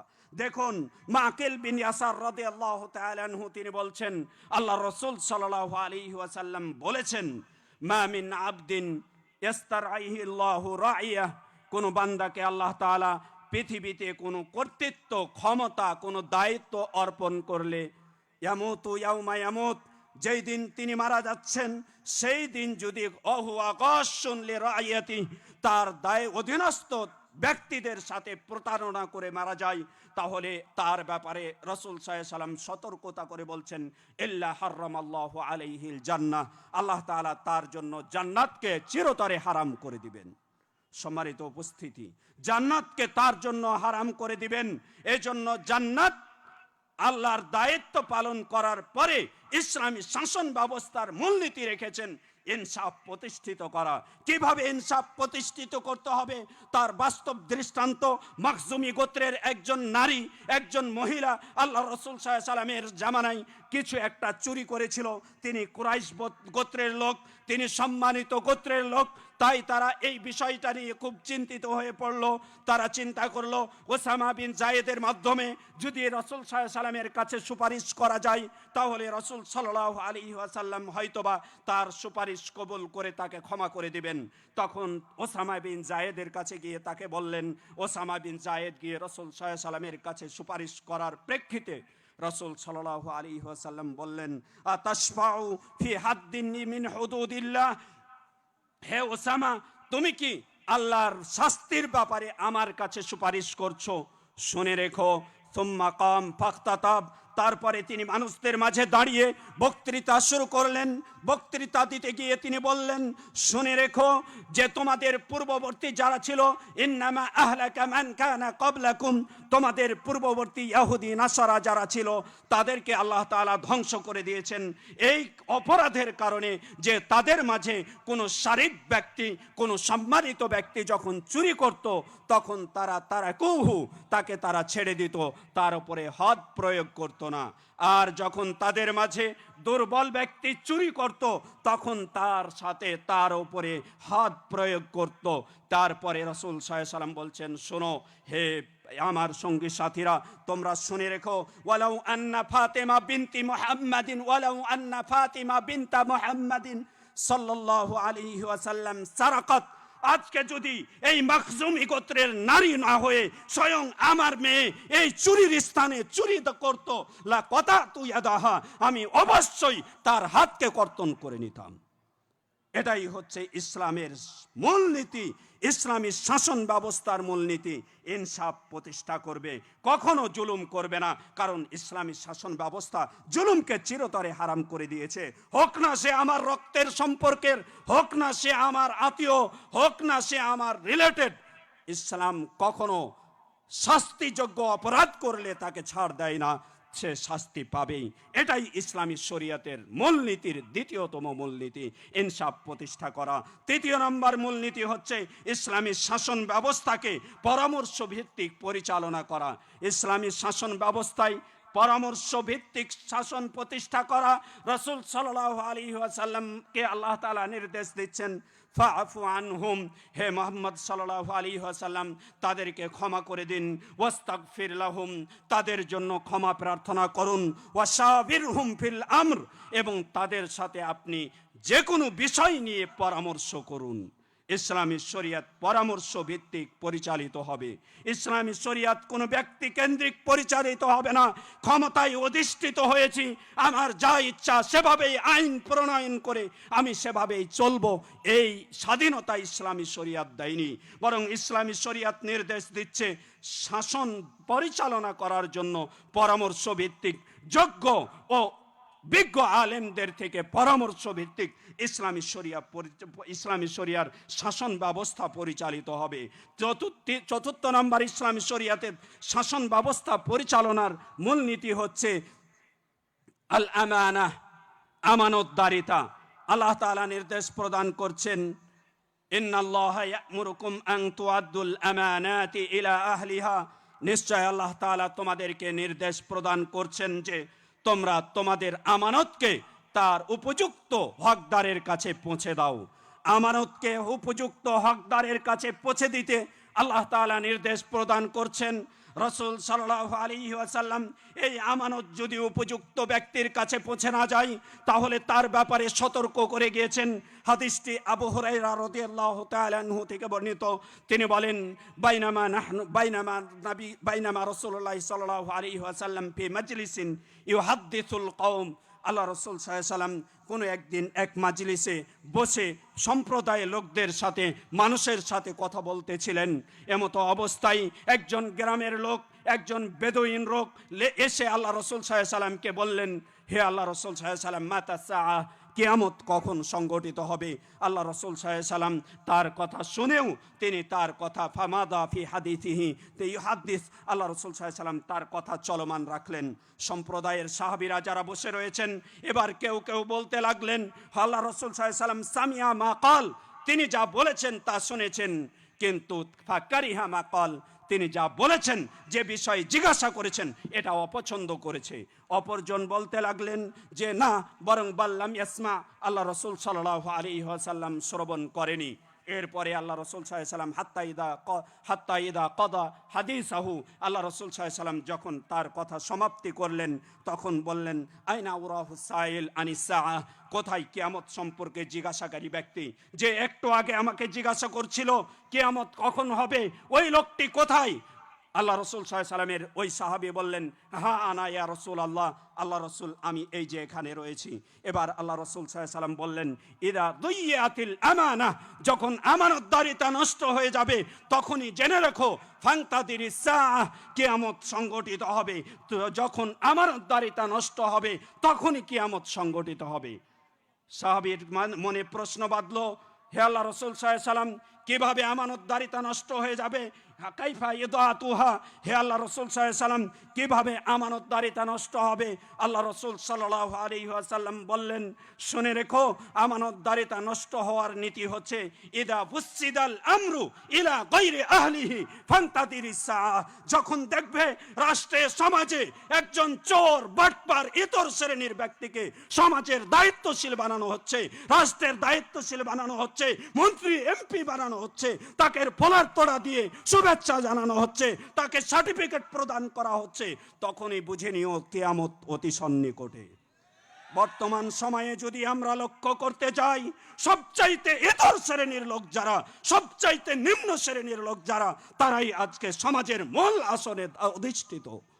আজকে রাষ্ট্রের মূল দায়িত্বে যারা রয়েছে, কোটি কোটি টাকা বাংলাদেশের অর্থ সম্পদ লুট করে তারা বিদেশে পাচার করছে।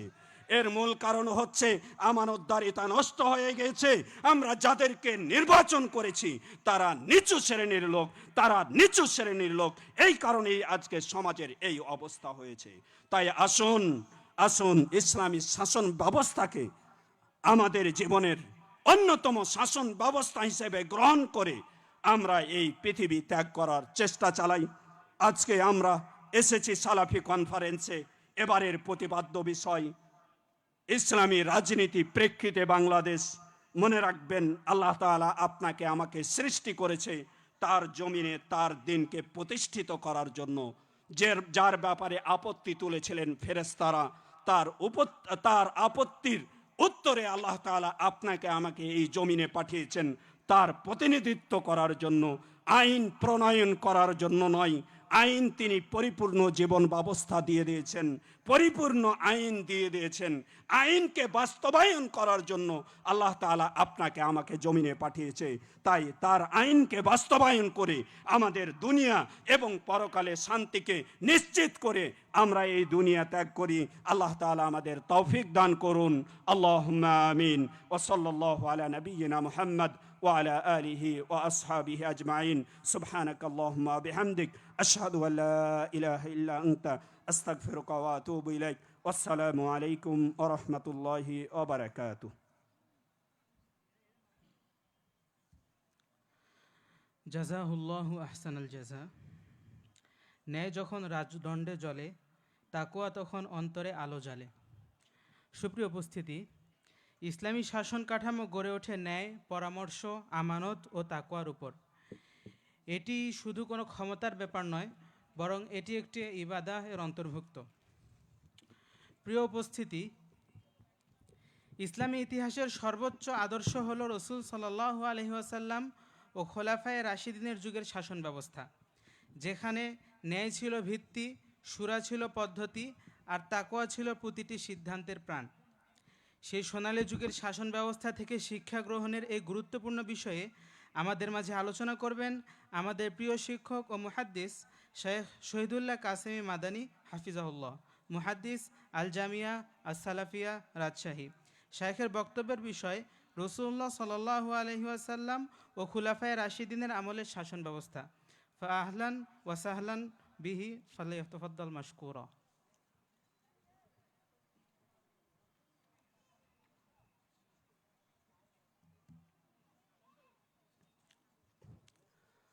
আসসালামু আলাইকুম ওয়া রাহমাতুল্লাহি ওয়া বারাকাতুহু। আলহামদুলিল্লাহ আলহামদুলিল্লাহিল্লাযী আনজালাল কিতাবাল মুবিন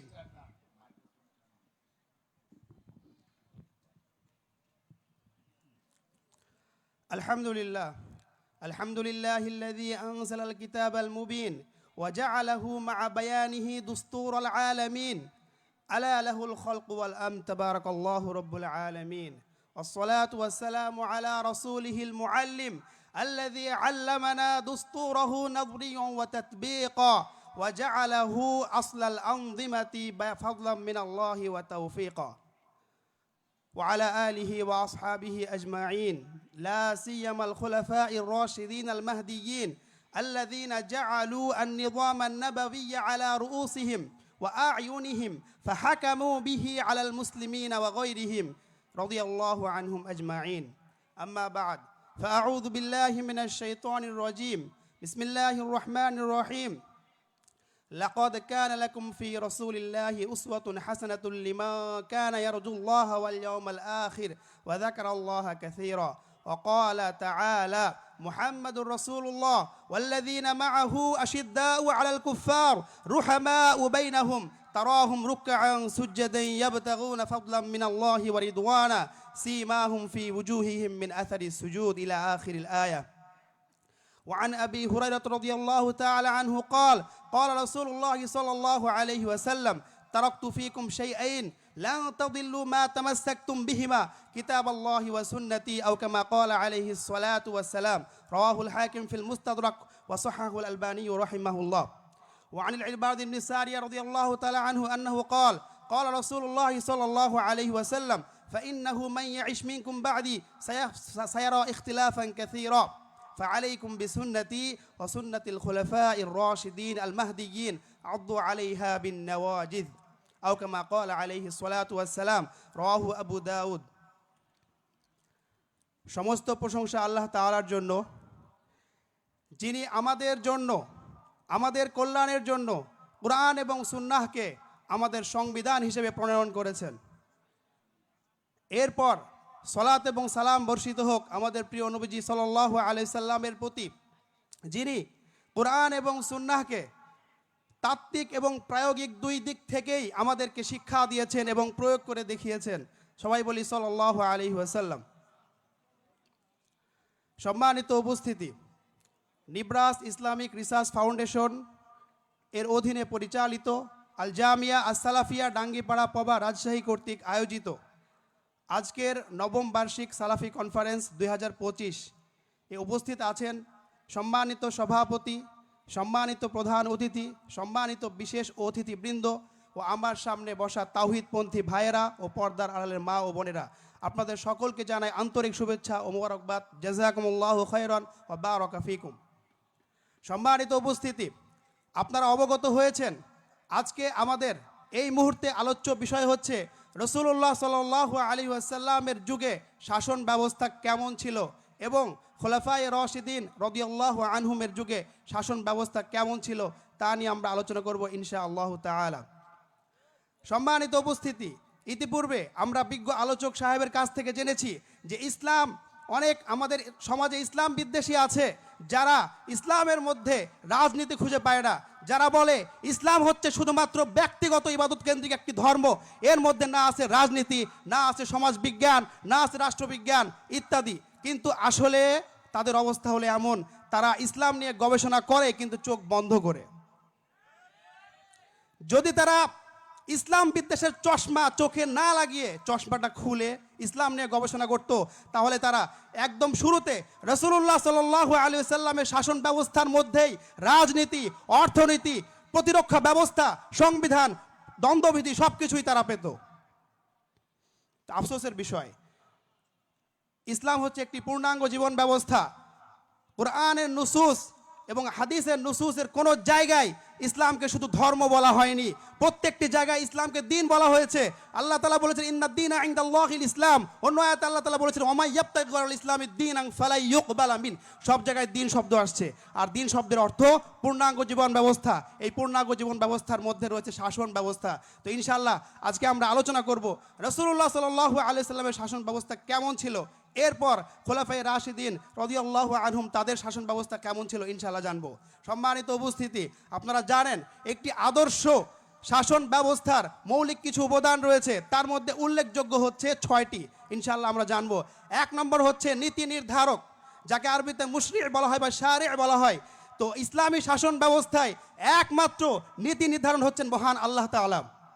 একমাত্র নীতি নির্ধারক মহান আল্লাহ তাআলা। আল্লাহ তাআলার রচিত সংবিধান, এই অনুযায়ী শাসন ব্যবস্থা চলবে, কোনো মানব রচিত সংবিধান অনুযায়ী শাসন ব্যবস্থা চলবে না। দলিল কি?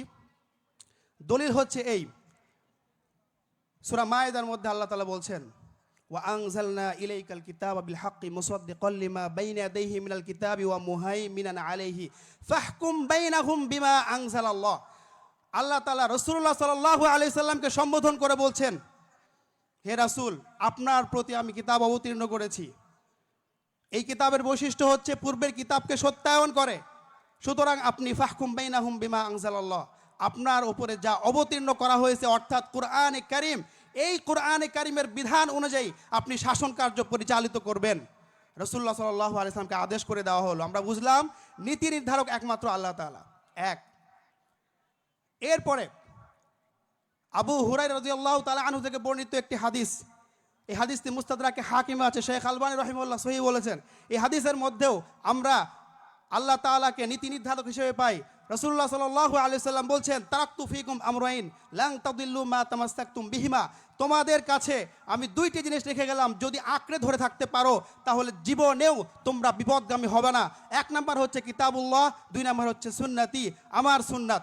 তো এখান থেকেও আমরা বুঝতে পারলাম যে ইসলামী শাসন ব্যবস্থার নীতি নির্ধারক একমাত্র আল্লাহ তাআলা হবেন, অন্য কেউ হবেন না। সম্মানিত উপস্থিতি, আমরা একটু তুলনামূলক বিশ্লেষণ করি। বর্তমানে ইসলাম এর বিপরীত অন ইসলামিক যে তন্ত্র এবং মন্ত্র আছে সেইগুলোর সনদ কি একটু চিন্তা করি। আমরা দেখতে পাইলাম আমাদের ইসলামী শাসন ব্যবস্থা, রাসূলুল্লাহ সাল্লাল্লাহু আলাইহি সাল্লামের যুগের শাসন ব্যবস্থা, খোলাফায়ে রাশিদিনের যুগের শাসন ব্যবস্থা, সবগুলোর সনদ আছে, সবগুলোর ভিত্তি আছে। কিন্তু পক্ষান্তরে আমাদের দেশে প্রচলিত 2টা শাসন ব্যবস্থা খুব জোরে সোরে প্রচার করা হয়। 1 নম্বর হচ্ছে গণতন্ত্র, 2 নম্বর হচ্ছে সমাজতন্ত্র। এই 2 তন্ত্রের কোনো সনদ আপনি পশ্চিম কালো খুঁজে বের করতে পারবেন না। কারণ গণতন্ত্রের সনদ বেশির থেকে বেশি পৌঁছবে কার পর্যন্ত? আব্রাহাম লিঙ্কন পর্যন্ত। আর সমাজতন্ত্রের সনদ পৌঁছবে কার্ল মার্কস পর্যন্ত, এর বেশি আর যাবে না। অথচ এই 2 জন ব্যক্তি, প্রথম কথা হচ্ছে তারা ইসলামী না, তারা মুসলিম না। দ্বিতীয় কথা হচ্ছে তারা একদম সৃষ্ট মানুষ, তারা সৃষ্টিকর্তা না। সূরা আরাফের মধ্যে আল্লাহ তাআলা বলছেন আলা লাহুল খালকু ওয়াল আমর, একমাত্র বিধান প্রণয়নের, বিধান বাস্তবায়নের, বিধান পালন করানোর, শাসিত করার একমাত্র অধিকার লাগে তার, যিনি সৃষ্টি করেন। যিনি সৃষ্টি করেন তিনি একমাত্র বিধান প্রণয়ন করতে পারেন। যিনি সৃষ্টিকর্তা না, যিনি মানুষ, যিনি কার্ল মার্কস, যিনি আব্রাহাম লিঙ্কন, তিনি কখনোই নীতি ধারণ করার যোগ্যতা রাখেন না। 1 নম্বর গেল। 2 নম্বর মূল উপাদান হচ্ছে শাসক, যোগ্য শাসক। নববী যুগের শাসন ব্যবস্থা, খিলাফত রাশিদার শাসন ব্যবস্থা, এই 2 শাসন ব্যবস্থায় আমরা যোগ্য শাসক পেয়েছিলাম। প্রথমত রাসূলুল্লাহ সাল্লাল্লাহু আলাইহি সাল্লাম ছিলেন পৃথিবীর ইতিহাসে সর্বশ্রেষ্ঠ শাসক। কারণ একজন যোগ্য শাসকের জন্য যেই সকল গুণাবলী দরকার তার মধ্যে 5টি হচ্ছে উল্লেখযোগ্য। এই 5টি গুণ রাসূলুল্লাহ সাল্লাল্লাহু আলাইহি সাল্লামের মধ্যে ছিল পূর্ণ মাত্রায় বিদ্যমান। 1 নম্বর হচ্ছে ইলম। হাদিসের মধ্যে রাসূলুল্লাহ সাল্লাল্লাহু আলাইহি সাল্লাম বলছেন উতিতু ইলমাল আউয়ালিন ওয়াল আখিরিন, আমার পূর্বে যত মানুষ, যত আম্বিয়া রাসূল গেছে তাদের যে জ্ঞান আমাকে দেওয়া হয়েছে, আমার পরে কিয়ামত পর্যন্ত যত মানুষ আসবে তাদের জ্ঞানও আমাকে দেওয়া হয়েছে। এখন বলেন রাসূলুল্লাহ সাল্লাল্লাহু আলাইহি সাল্লামের থেকে মানুষদের মধ্যে সর্বজ্ঞানী আর কে আছে? কেউ নেই। তাহলে ইলমের দিক থেকে তিনি সর্ব উপরে। এরপর 2 নম্বর গুণ হচ্ছে আল আমানা, আমানতদারিতা। রাসূলুল্লাহ সাল্লাল্লাহু আলাইহি সাল্লামের আমানতদারিতার উদাহরণটা আমরা সকলেই জানি।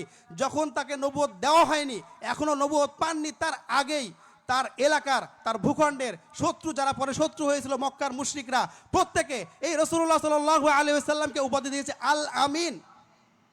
এখনো নবুয়ত পাননি, তার আগেই তার উপাধি হচ্ছে আল আমিন। সুতরাং তিনি বিশ্বস্ত, তার মতো বিশ্বস্ত পৃথিবীতে আর কেউ নেই।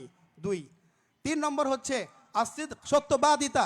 রাসূলুল্লাহ সাল্লাল্লাহু আলাইহি ওয়াসাল্লাম থেকে যে সকল সাহাবীরা হাদিস বর্ণনা করেছেন তাদের প্রত্যেকেই হাদিস বর্ণনা করার সময় উল্লেখ করেন হাদ্দাসানা সাদিক আল মাসদুক, অর্থাৎ রাসূলুল্লাহ সাল্লাল্লাহু আলাইহি ওয়াসাল্লাম তিনি সত্যবাদী।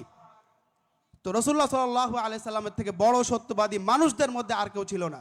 3 নম্বর গেল। 4 নম্বর গুণ হচ্ছে আল হিকমা, মানে প্রজ্ঞা। আল্লাহ তাআলা রাসূলুল্লাহ সাল্লাল্লাহু আলাইহি ওয়াসাল্লামকে মানুষদের মধ্যে সবচেয়ে বেশি প্রজ্ঞাবান বানিয়েছিলেন। এর উদাহরণের জন্য একটি ঘটনা যথেষ্ট। আমরা সকলেই জানি সুলহুল হুদাইবিয়ার সন্ধির ঘটনা।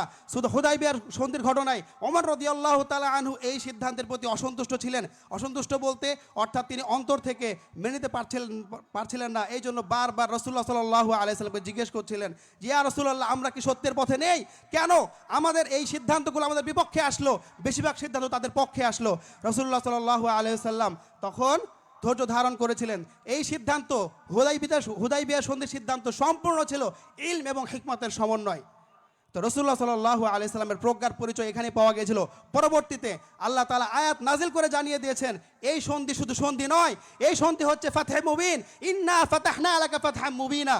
হে নবী, আমি আপনাকে বিজয় দান করেছি, স্পষ্ট বিজয়। তাহলে কি বোঝা গেল? একজন যোগ্য শাসক হওয়ার জন্য লাগবে প্রজ্ঞা, যেটা রাসূলুল্লাহ সাল্লাল্লাহু আলাইহি সাল্লামের মধ্যে বিদ্যমান ছিল। এরপরে আরেকটি গুণ যেটা যোগ্য শাসকের মধ্যে প্রয়োজন, সবচেয়ে গুরুত্বপূর্ণ, সেটা হচ্ছে ইনসাফ। এই সম্পর্কে শুধু একটি ঘটনা বলবো। সহিহ বুখারীতে আসছে, আব্দুল্লাহ বিন মাসউদ রাদিয়াল্লাহু তাআলা আনহু থেকে বর্ণিত। তিনি বলছেন, হুনাইন যুদ্ধে যখন গনিমত তাকসিম করা হচ্ছিল, বন্টন করা হচ্ছিল, তখন বন্টন শেষে একজন লোক সে আপত্তি করলো যে রাসূলুল্লাহ সাল্লাল্লাহু আলাইহি ওয়াসাল্লাম ইনসাফের সাথে বন্টন করেননি। তখন রাসূলুল্লাহ সাল্লাল্লাহু আলাইহি ওয়াসাল্লামের কাছে খবরটি পৌঁছলো। রাসূলুল্লাহ সাল্লাল্লাহু আলাইহি ওয়াসাল্লাম বললেন, ফামাই ইয়াদিল ইযা লাম ইয়াদিলিল্লাহু ওয়া রাসূলুহু, যদি আল্লাহ ইনসাফ না করে, যদি তার রাসূল ইনসাফ না করে, পৃথিবীতে কে আছে যে ইনসাফ করবে? তো রাসূলুল্লাহ সাল্লাল্লাহু আলাইহি ওয়াসাল্লামের মধ্যে ইনসাফ, ন্যায়পরায়ণতা সবচেয়ে বেশি ছিল। তো এই 5টি গুণ একজন যোগ্য শাসকের মধ্যে থাকতে হয়। এই 5টি গুণ রাসূলুল্লাহ সাল্লাল্লাহু আলাইহি ওয়াসাল্লামের মধ্যে ছিল। এই 5টি গুণের মাধ্যমেই রাসূলুল্লাহ সাল্লাল্লাহু আলাইহি ওয়াসাল্লাম 23টি বছর ধরে ইসলামী শাসন ব্যবস্থা কায়েম করেছেন। যার কারণে ফলে কি হয়েছে আমরা একটু দেখি। আরেকটি উপাদান হচ্ছে শাসিত জনগণ, নাগরিক, সাধারণ নাগরিক, একটি মৌলিক উপাদান। এখানে আমরা দেখব যে রাসূলুল্লাহ সাল্লাল্লাহু আলাইহি ওয়াসাল্লামের শাসন ব্যবস্থার ফলে কত পরিবর্তন হয়েছে। রাসূলুল্লাহ সাল্লাল্লাহু আলাইহি ওয়াসাল্লামের আগমনের পূর্বে জাহিলি যে যুগ ছিল, এই যুগে 2 শ্রেণীর মানুষ সবচেয়ে বেশি নিষ্পেষিত, নির্যাতিত হয়েছে। 1 নম্বর হচ্ছে দাসী শ্রেণী, 2 নম্বর হচ্ছে নারী শ্রেণী। এই 2 শ্রেণীর প্রতি সবচেয়ে বেশি বৈষম্য, সবচেয়ে বেশি নির্যাতন করা হয়েছে। রাসূলুল্লাহ সাল্লাল্লাহু আলাইহি ওয়াসাল্লাম যখন শাসন ক্ষমতা এসেছেন, তার শাসন ব্যবস্থার ফলে এই 2 শ্রেণী কোথায় থেকে কোথায় গিয়েছে। প্রথমে আমরা আসি দাসের ব্যাপারে। প্রথমেই বলে রাখি, ইসলাম বিদ্বেষীরা তারা রাসূলুল্লাহ সাল্লাল্লাহু আলাইহি সাল্লামের ক্ষেত্রে আপত্তি তোলে। রাসূলুল্লাহ সাল্লাল্লাহু আলাইহি সাল্লাম তিনি নাকি দাস প্রথা প্রণয়ন করেছেন। অথচ কথা একটাই, যে আপনারা দয়া করে ইসলাম বিদ্বেষের চশমাটা খুলে তারপরে রাসূলুল্লাহর জীবনী সিরাত পড়ুন। সেখানে দেখেন রাসূলুল্লাহ সাল্লাল্লাহু আলাইহি সাল্লাম দাস প্রথা প্রণয়ন তো দূরের কথা, বরং তিনি তার পুরো জীবদ্দশায় 63 জন দাস এবং দাসীকে তিনি নিজ হাতে মুক্তি দান করেছেন। যিনি নিজে দাস মুক্তি দান করেন, দাস আজাদ করেন, গোলাম আজাদ করেন, তিনি কিভাবে দাস প্রথা প্রণয়নের কথা বলা যায়? এই কথাটি আত-তারাতিবুল ইদারিয়া কিতাবে আসছে। শেখ আব্দুল হাই আল কাত্তানি রাহিমাহুল্লাহ তিনি এই কথাটি বলেছেন, 63 জন। শুধু তাই নয়, আপনি যদি কোরআন এবং হাদিস খুলে দেখেন, সেখানে দেখবেন অনেকগুলো কাফারা আছে। কসমের কাফারা, জিহারের কাফারা, আরও ইত্যাদি কাফারা আছে। যে কাফারার মধ্যে অন্যতম একটি পদ্ধতি হচ্ছে তাহরিরুর রকাবা, গোলামকে আজাদ করতে হবে। কোথাও এমন নাই যে গোলাম বানাতে হবে, গোলাম প্রেরণ করতে হবে, এমনটা নেই। সুতরাং রাসূলুল্লাহ সাল্লাল্লাহু আলাইহি সাল্লামের শাসন ব্যবস্থা ছিল দাস দাসীর মুক্তির শাসন ব্যবস্থা। রাসূলুল্লাহ সাল্লাল্লাহু আলাইহি শাসন ব্যবস্থা কখনোই দাস প্রণয়নের শাসন ব্যবস্থা ছিল না। এরপরে আসি মানবাধিকার। একজন মানুষ হওয়া হিসেবে যে অধিকার তার প্রাপ্য, এটা রাসূলুল্লাহ সাল্লাল্লাহু আলাইহি ওয়াসাল্লাম তিনি দাসদেরকে দিয়েছিলেন। এই হাদিসটি বর্ণিত হয়েছে সহিহ বুখারীতে।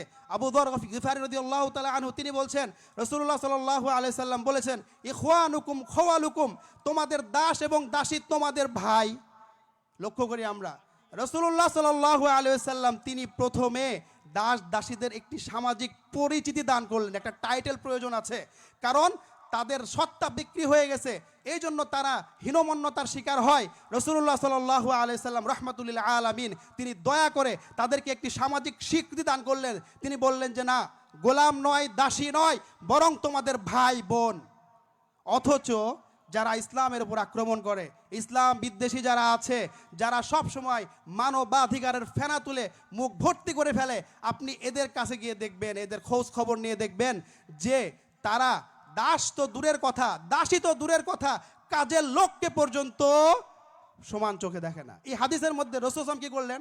এরপরে তিনি বলছেন যে ইখওয়ানুকুম খাওয়ালুকুম জাআলাহুমুল্লাহু তাহতা আইদিকুম, আল্লাহ তাআলা তাদেরকে তোমাদের অধীনে করে দিয়েছেন, কিন্তু তোমরা যেটা করবে সেটা হলো এই যে ফামান কানা আখুহু তাহতা ইয়াদিহি ফালইউতইমহু মিম্মা ইয়াকুল, সে যা খায় তা থেকেই খাওয়াবে। যারা ইসলাম নিয়ে প্রশ্ন তুলে তারা কেউ এমনটা করে? আপনি খোঁজ নিয়ে দেখবেন যে দাস তো দূরের কথা, কাজের মানুষ সে তো দাস নয়, সে স্বাধীন, কিন্তু অভাবের কারণে কাজ করছে। এই কাজের মেয়ে, এই কাজের লোক কখনোই একটা দিনও নিজের খাবার থেকে খাওয়ায় না, বরং খাবারের মান আলাদা থাকে। এরপরে রাসূল সাল্লাল্লাহু আলাইহি ওয়াসাল্লাম কি বললেন? ইউলবিসহু মিম্মা ইয়ালবাস, যা পরিধান করে সেই পর্যায়ের পোশাক পরিধান করতে হবে, অথচ এরা করে না। সম্পূর্ণ বিপরীত। রাসূলুল্লাহ সাল্লাল্লাহু আলাইহি সাল্লাম তিনি এতটাই দয়ালু ছিলেন এবং তার শাসন ব্যবস্থা এতটা ইনসাফপূর্ণ ছিল এবং মানবাধিকার সমৃদ্ধ ছিল যে তিনি দাসদেরকে এত মর্যাদা দান করেছেন। এরপরে রাসূলুল্লাহ সাল্লাল্লাহু আলাইহি ওয়াসাল্লাম বলছেন ওয়ালা তুকাল্লিফুহুম মা ইয়াগলিবুহুম, কখনোই দাস এবং দাসীর প্রতি এমন কোনো কাজ তোমরা চাপিয়ে দিবে না যা তাদের সাধ্যের বাইরে চলে যায়। এরপরে আরেকটি শ্রেণী ছিল নারী শ্রেণী। ইসলাম পূর্ব জাহেলি যুগে আমরা জানি নারীদের প্রতি কেমন বৈষম্যমূলক আচরণ করা হতো। প্রথম বিষয় হচ্ছে নারীদেরকে উত্তরাধিকার থেকে একেবারে বঞ্চিত করা হতো, কিন্তু রাসূলুল্লাহ সাল্লাল্লাহু আলাইহি সাল্লামের শাসন ব্যবস্থায় এসে নারীদেরকে পূর্ণ উত্তরাধিকার দেওয়া হয়েছে এবং সেটা হয়েছে কোরআনের মাধ্যমে। সূরা নিসার মধ্যে আল্লাহ তাআলা বিস্তারিতভাবে উল্লেখ করেছেন যে পুরুষরাও যেমন অংশ পাবে তেমনি নারীরাও অংশ পাবে। সুতরাং রাসূলুল্লাহ সাল্লাল্লাহু আলাইহি সাল্লামের শাসন ব্যবস্থায় নারীদের অধিকারের অনেক বড় একটা পরিবর্তন ঘটেছে।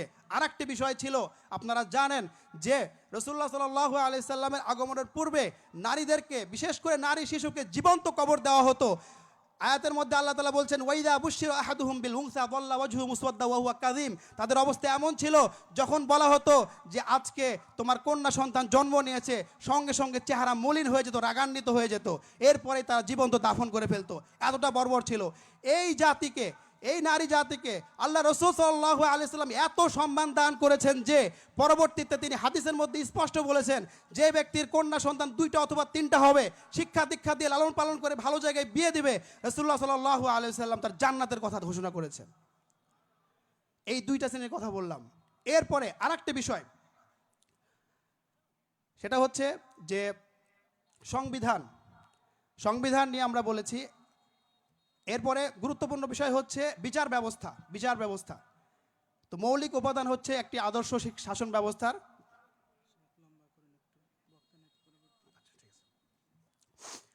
ইনসাফ ভিত্তিক বিচার ব্যবস্থা। রাসূলুল্লাহ সাল্লাল্লাহু আলাইহি সাল্লামের শাসন ব্যবস্থা পুরোটাই ছিল ইনসাফ ভিত্তিক। এরপরে খোলাফায়ে রাশিদিন রাদিয়াল্লাহু আনহুম তাদের আলোচনা, তাদের শাসন ব্যবস্থাও ছিল ইনসাফ ভিত্তিক। কতটা ইনসাফ ভিত্তিক ছিল এই ব্যাপারে আমরা প্রথমে একটি আয়াত জানব। সূরা নিসার মধ্যে আল্লাহ তাআলা বলছেন ইয়া আইয়ুহাল্লাযীনা আমানু কুনু কওয়ামিনা বিল কিসতি শুহাদা লিল্লাহ ওয়ালাউ আলা আনফুসিকুম ওয়া বিল ওয়ালিদাইনি ওয়াল আকরাবিন, হে ঈমানদারগণ তোমরা ইনসাফ প্রতিষ্ঠাকারী হও, তোমরা আল্লাহ তাআলার পক্ষে সাক্ষ্য দানকারী হও। যদিও ইনসাফ করতে গিয়ে ইনসাফি ফয়সালা তোমার বিরুদ্ধে যায়, তোমার স্বার্থ বিরোধী হয়, তোমার পিতামাতার স্বার্থ বিরোধী হয়, তোমার আত্মীয় স্বজনের স্বার্থ বিরোধী হয়, তারপরও ইনসাফ কায়েম করতে হবে। এই হচ্ছে ইসলামী শাসন ব্যবস্থা, যার মধ্যে ইনসাফের বিপরীতে কোনো কিছুই নেই।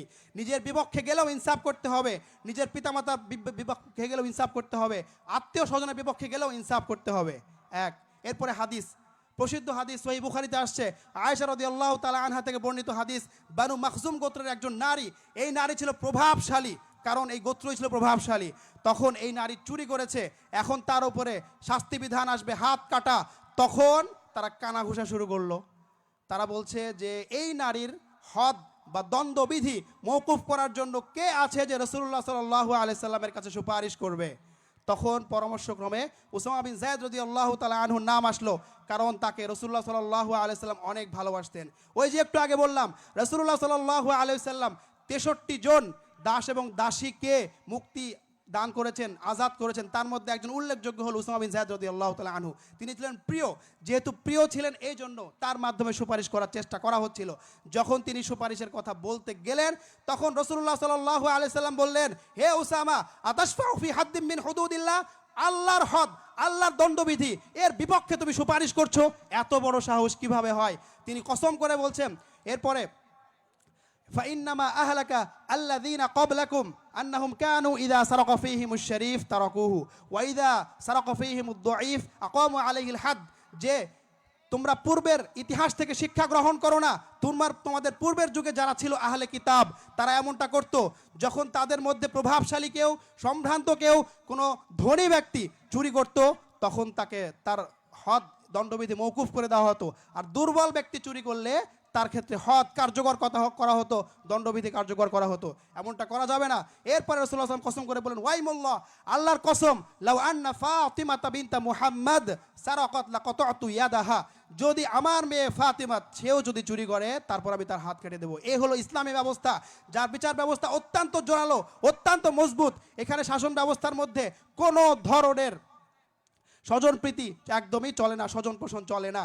সম্মানিত উপস্থিতি, আমরা যদি রাসূলুল্লাহ সাল্লাল্লাহু আলাইহি সাল্লামের এই ইনসাফ ভিত্তিক শিক্ষা বিচার ব্যবস্থাকে আমাদের বর্তমান সময়ের সাথে একটু তুলনা করি, একটু বলি আপনাদেরকে, আমরা 1 বছর পূর্বে ফিরে যাই।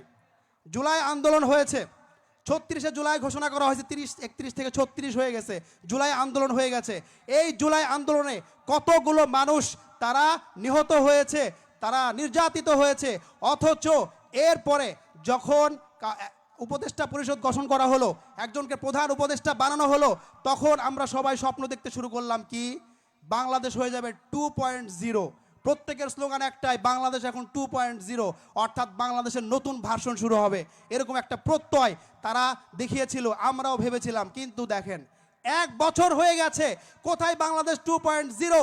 এই যে যারা খুনি, যাদের দাঁতে এবং হাতে রক্তের দাগ লেগে আছে, এখন পর্যন্ত একটারও ফাঁসি কার্যকর হয়নি।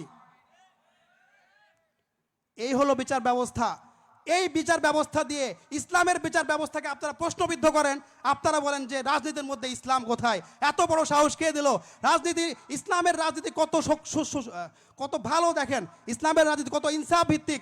যদি নিজের বিপক্ষে যায়, পিতামাতার বিপক্ষে যায়, তারপরও বাস্তবায়ন করতে হবে। রাসূলুল্লাহ সাল্লাল্লাহু আলাইহি সাল্লাম বলছেন, নিজের কন্যাও যদি হয় তারপরও ছাড় দেবেন না। তাহলে আপনার সাথে এই ফ্যাসিস্ট, এই নির্যাতনকারী, এদের কি সম্পর্ক যে 1 বছর হয়ে গেল কোনো বিচার ব্যবস্থা আপনারা দেখাইতে পারলেন না? চিন্তার বিষয়। তো এই বাংলাদেশ 2.0 না, আমার দৃষ্টিতে এই 2 এর আগে একটা 1 যুক্ত হয়ে বাংলাদেশ 12.0 হয়ে গেছে। তার মানে বাংলাদেশের 12টা বাজিয়ে দিয়েছে। যারা বাস্তবতা বুঝেন তারা বুঝেন। তো ইসলামের শাসন ব্যবস্থার একটি অন্যতম মৌলিক উপাদান ছিল ইনসাফ ভিত্তিক শাসন ব্যবস্থা। এরপরে আসি ইনসাফ ভিত্তিক অর্থনৈতিক ব্যবস্থা। রাসূলুল্লাহ সাল্লাল্লাহু আলাইহি সাল্লাম যে অর্থনৈতিক ব্যবস্থা পুরো বিশ্ববাসীকে দেখিয়ে দিয়েছেন যে অর্থনীতি চলবে কিন্তু অবাধ নয়।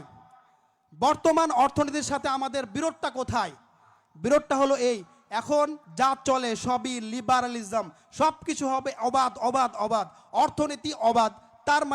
তার মানে হলো পুঁজিবাদ, ক্যাপিটালিজম, পুঁজিবাদ। অর্থাৎ আপনি যে কোনো উপায়ে টাকা ইনকাম করলেই হলো, জায়েজ হোক না জায়েজ হোক দেখার কোনো বিষয় নাই। বর্তমানে এটাই চলছে, যার কারণে দেখবেন যারা হারাম ইনকাম করছে তাদেরকে সেলিব্রিটি ঘোষণা করে তাদেরকে সম্মানিত করা হচ্ছে। আর একজন দিন মজদুর, সে পরিশ্রম করছে, মাথার ঘাম পায়ে ফেলে, অথচ এই সমাজে তার কোনো মূল্য নাই। এই হচ্ছে সমাজ ব্যবস্থা। কেন এটা হয়েছে? কারণ ইসলাম তন্ত্র নাই, ইসলামী শাসনতন্ত্র নাই। ইসলামী শাসনতন্ত্রের মধ্যে অর্থনীতি আছে, কিন্তু এটা অবাধ নয়, বরং সুশৃঙ্খল। এই অর্থনীতির মধ্যে সুদকে হারাম করা হয়েছে। আপনি সুদের মাধ্যমে উপকার অর্জন করতে পারবেন না। সুদ করলে আল্লাহ তাআলার সঙ্গে যুদ্ধ করার শামিল। এই সুদ কখনোই করা যাবে না। অথচ বর্তমান অর্থনীতি পুরোটাই সুদ ভিত্তিক। সমস্যা। এরপরে আরো কি অবাধ করা যাবে না? ঘুষ, এটাও করা যাবে না, এটা হারাম। এর পাশাপাশি ইসলামী শরীয়তের যত নীতিমালা আছে, বিশেষ করে ফিকুল মুআমালাতের মধ্যে এই লেনদেন করা যাবে না, এটা করা যাবে না, এটা করা যাবে না ইত্যাদি যে মূল নীতিগুলো আছে, মুফতি সাহেবরা ফতোয়া দেন, শায়েখরা ফতোয়া দেন, এই জায়গায় যারা এইগুলো না মেনে শুধুমাত্র পয়সা বেশি দেখে অর্থনীতি বাস্তবায়ন করে, এটা সম্পূর্ণ ইসলাম বিরোধী। অথচ বর্তমান শাসন ব্যবস্থায় একবারও বলবে না যে এই বিধিনিষেধগুলো মানতে হবে, বরং সবসময় বলবে অবাধ অর্থনীতি, যে কোনোভাবে টাকা ইনকাম করো, আমাদের দেশ উন্নত হবেই হবে। কোথায় উন্নত হচ্ছে? বরং আমরা যদি বর্তমান পৃথিবীর দেশগুলোর দিকে তাকিয়ে দেখি, ওই দেশগুলো উন্নত। বিশেষ করে আপনি যদি টপ 10 লিস্ট করেন, প্রথম 10 শীর্ষ দেশ, 10টি দেশ যাদের জিডিপি সবচাইতে বেশি, এর মধ্যে ওই দেশগুলোই পাবেন যেই দেশগুলোর মধ্যে তুলনামূলক অর্থনীতি অবাধ নয়, বরং সুশৃঙ্খল, ইসলামী বিধান মেনে অর্থনীতি পরিচালিত হয়, তারাই টপ 10 লিস্টে আছে। আর যারা অবাধে অনৈতিকভাবে ইনকাম উপার্জন করছে, তাদের জিডিপি এখনো বাড়েনি, বাড়বেও না। কারণ আছে, আল্লাহ তাআলার সাথে যুদ্ধ করলে কখনোই সেই দেশের অর্থনীতি উপরে উঠতে পারবে না। এরপর সম্মানিত উপস্থিতি, আর কয়েকটি পয়েন্ট বলে শেষ করে দেবো ইনশাআল্লাহ। রাসূলুল্লাহ সাল্লাল্লাহু আলাইহি সাল্লামের শাসন ব্যবস্থা নিয়ে আমরা আলোচনা করছিলাম। রাসূলুল্লাহ সাল্লাল্লাহু আলাইহি সাল্লামের শাসন ব্যবস্থার মধ্যে কিছু ভিত্তিমূলক বিষয় ছিল। তার মধ্যে 1 নম্বর মূল ভিত্তি, যার উপর দাঁড়িয়েছিল তার শাসন ব্যবস্থা এবং খোলাফায়ে রাশিদের শাসন ব্যবস্থা, সেটা হচ্ছে তাওহীদ। দলিল কি? সহিহ বুখারীতে হাদিস আসছে, আব্দুল্লাহ ইবনে ওমর রাদিয়াল্লাহু আনহুমা থেকে বর্ণিত। তিনি বলছেন, রাসূলুল্লাহ সাল্লাল্লাহু আলাইহি ওয়াসাল্লাম বলেন, উমিরতু আন উকাতিলান নাস হাত্তা ইয়াশহাদু আল্লা ইলাহা ইল্লাল্লাহ ওয়া আন্না মুহাম্মাদার রাসূলুল্লাহ ওয়া ইউকিমুস সালাহ ওয়া ইউতুজ যাকাহ ফাইদা ফাআলু যালিক আসবু মিন্নি দিমাহুম ওয়া আমওয়ালাহুম। এই হাদিস থেকে প্রমাণিত হয় যে ইসলামী শাসন ব্যবস্থা এটা হবে, এর ভিত্তি হবে তাওহীদ এবং রিসালাত। রাসূলুল্লাহ সাল্লাল্লাহু আলাইহি সাল্লাম বলছেন, যতক্ষণ না পর্যন্ত পৃথিবীর মানুষ সাক্ষ্য না দিবে আল্লাহ ছাড়া কোনো সত্য মাবুদ নাই, রাসূলুল্লাহ সাল্লাল্লাহু আলাইহি সাল্লাম একমাত্র রাসূলুল্লাহ সাল্লাল্লাহু আলাইহি সাল্লাম আল্লাহর সত্য রাসূল, এইটা সাক্ষ্য দিবে এবং সালাত কায়েম করবে পুরো পৃথিবীতে, যাকাত প্রদান করবে পুরো পৃথিবীতে, এই কাজ যতক্ষণ না পর্যন্ত মানুষরা না করবে, আমাকে আদেশ করা হয়েছে তাদের সাথে যুদ্ধ করার। তার মানেই হলো ইসলামী শাসন ব্যবস্থা, ইসলামী রাষ্ট্র, এর মূল ভিত্তি হচ্ছে তাওহীদ এবং রিসালাত। যদি তাওহীদ থাকে, অর্থাৎ সাক্ষ্য দেওয়া হয় আল্লাহ ছাড়া কোনো সত্য মাবুদ নাই এবং মুহাম্মদ সাল্লাল্লাহু আলাইহি ওয়াসাল্লাম আল্লাহর রাসূল, তখনই সে ইসলামী নাগরিক হতে পারবে। আর যদি এই সাক্ষ্য না দেয়, তাহলে তার সাথে যুদ্ধ করা হবে। আর যদি সে যুদ্ধ করতে না চায়, তাহলে অমুসলিম নাগরিক হিসেবে ইসলামের অধীনে পরিচালিত হতে হবে, তাকে জিজিয়া দিতে হবে, আইয়াদি ওয়া হুম সাগিরুন, লাঞ্ছিত হয়ে।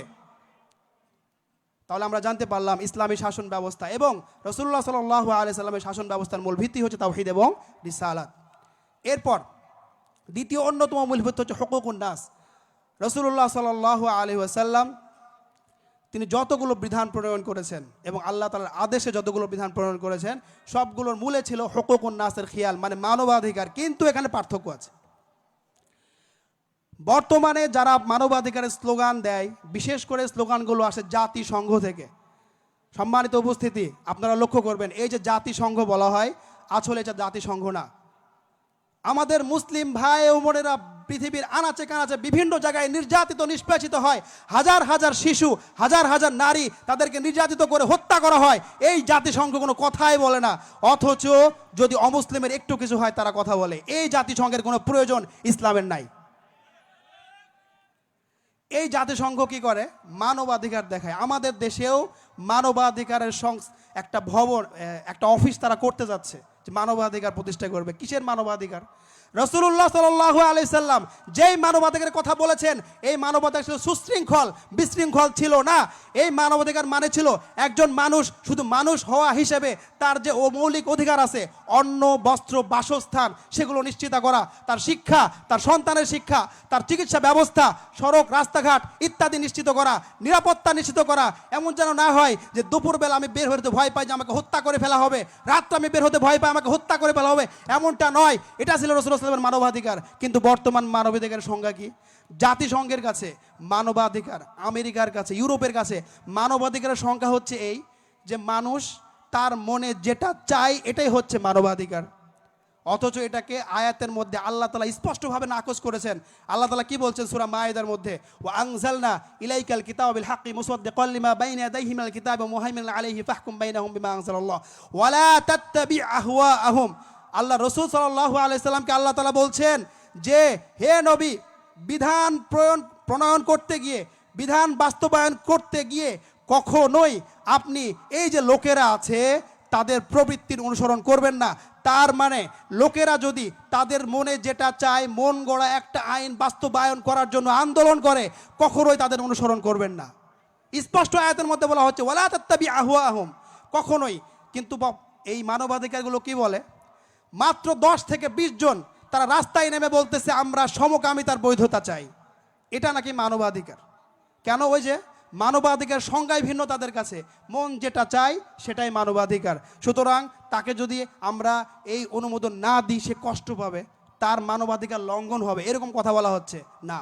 স্পষ্ট নিষেধ। আল্লাহ তাআলা বলেন ওয়ালা তাত্তাবি আহওয়াআহুম, কখনোই মানুষের মন গড়া চাহিদার বাস্তবায়ন করা যাবে না।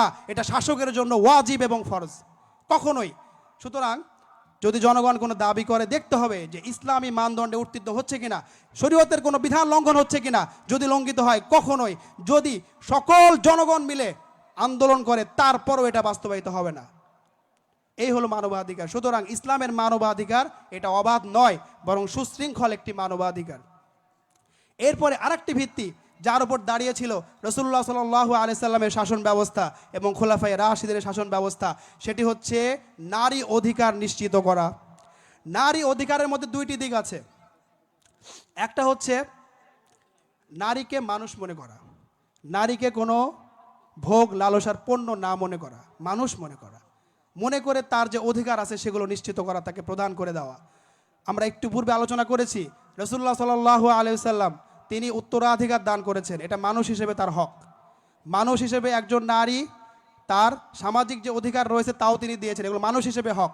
তো ইসলাম ইনসাফ ভিত্তিক অধিকারের কথা বলে, যেটাকে আমরা ন্যায্য অধিকার বলি, কিন্তু আমরা কি করেছি, আমরা উল্টা এটাকে বানিয়ে দিয়েছি সমান অধিকার। কেন?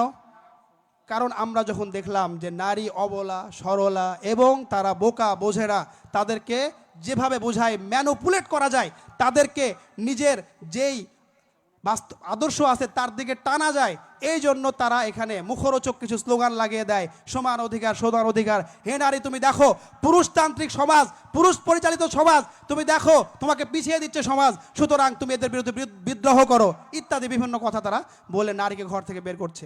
তো এখানে আমরা বলছি নারীর স্বাধীনতা, নারীর অধিকার অবশ্যই আছে, কিন্তু এটা সুশৃঙ্খল হবে, ইসলামের আয়নায় দেখতে হবে। তাদের আয়নায় দেখা যাবে না যারা নারী অধিকারের কথা বলে মূলত নারীকে ভোগ্যপণ্য হিসেবে উপস্থাপন করার জন্য। সম্মানিত উপস্থিতি, এটা ছিল অধিকার। আরেকটা হলো নারী স্বাধীনতা।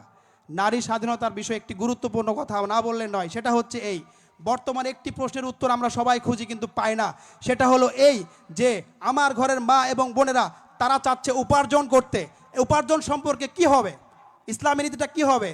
আমি এখানে আপনাদেরকে সংক্ষেপে সুন্দর একটি কথা বলবো ইনশাআল্লাহ। সেটা হচ্ছে এই, দেখেন রাসূলুল্লাহ সাল্লাল্লাহু আলাইহি সাল্লামের যে শাসন ব্যবস্থা, যেটা মূলত আল্লাহ তাআলার পক্ষ থেকে নির্ধারিত, এই শাসন ব্যবস্থার মধ্যে একজন নারীর জন্য এমন কোনো পরিস্থিতি রাখাই হয় নাই যে একজন নারীকে উপার্জন করার জন্য ঘরের থেকে বাইরে বের হতে হবে, একটা পরিস্থিতিও রাখা হয়নি। কিভাবে?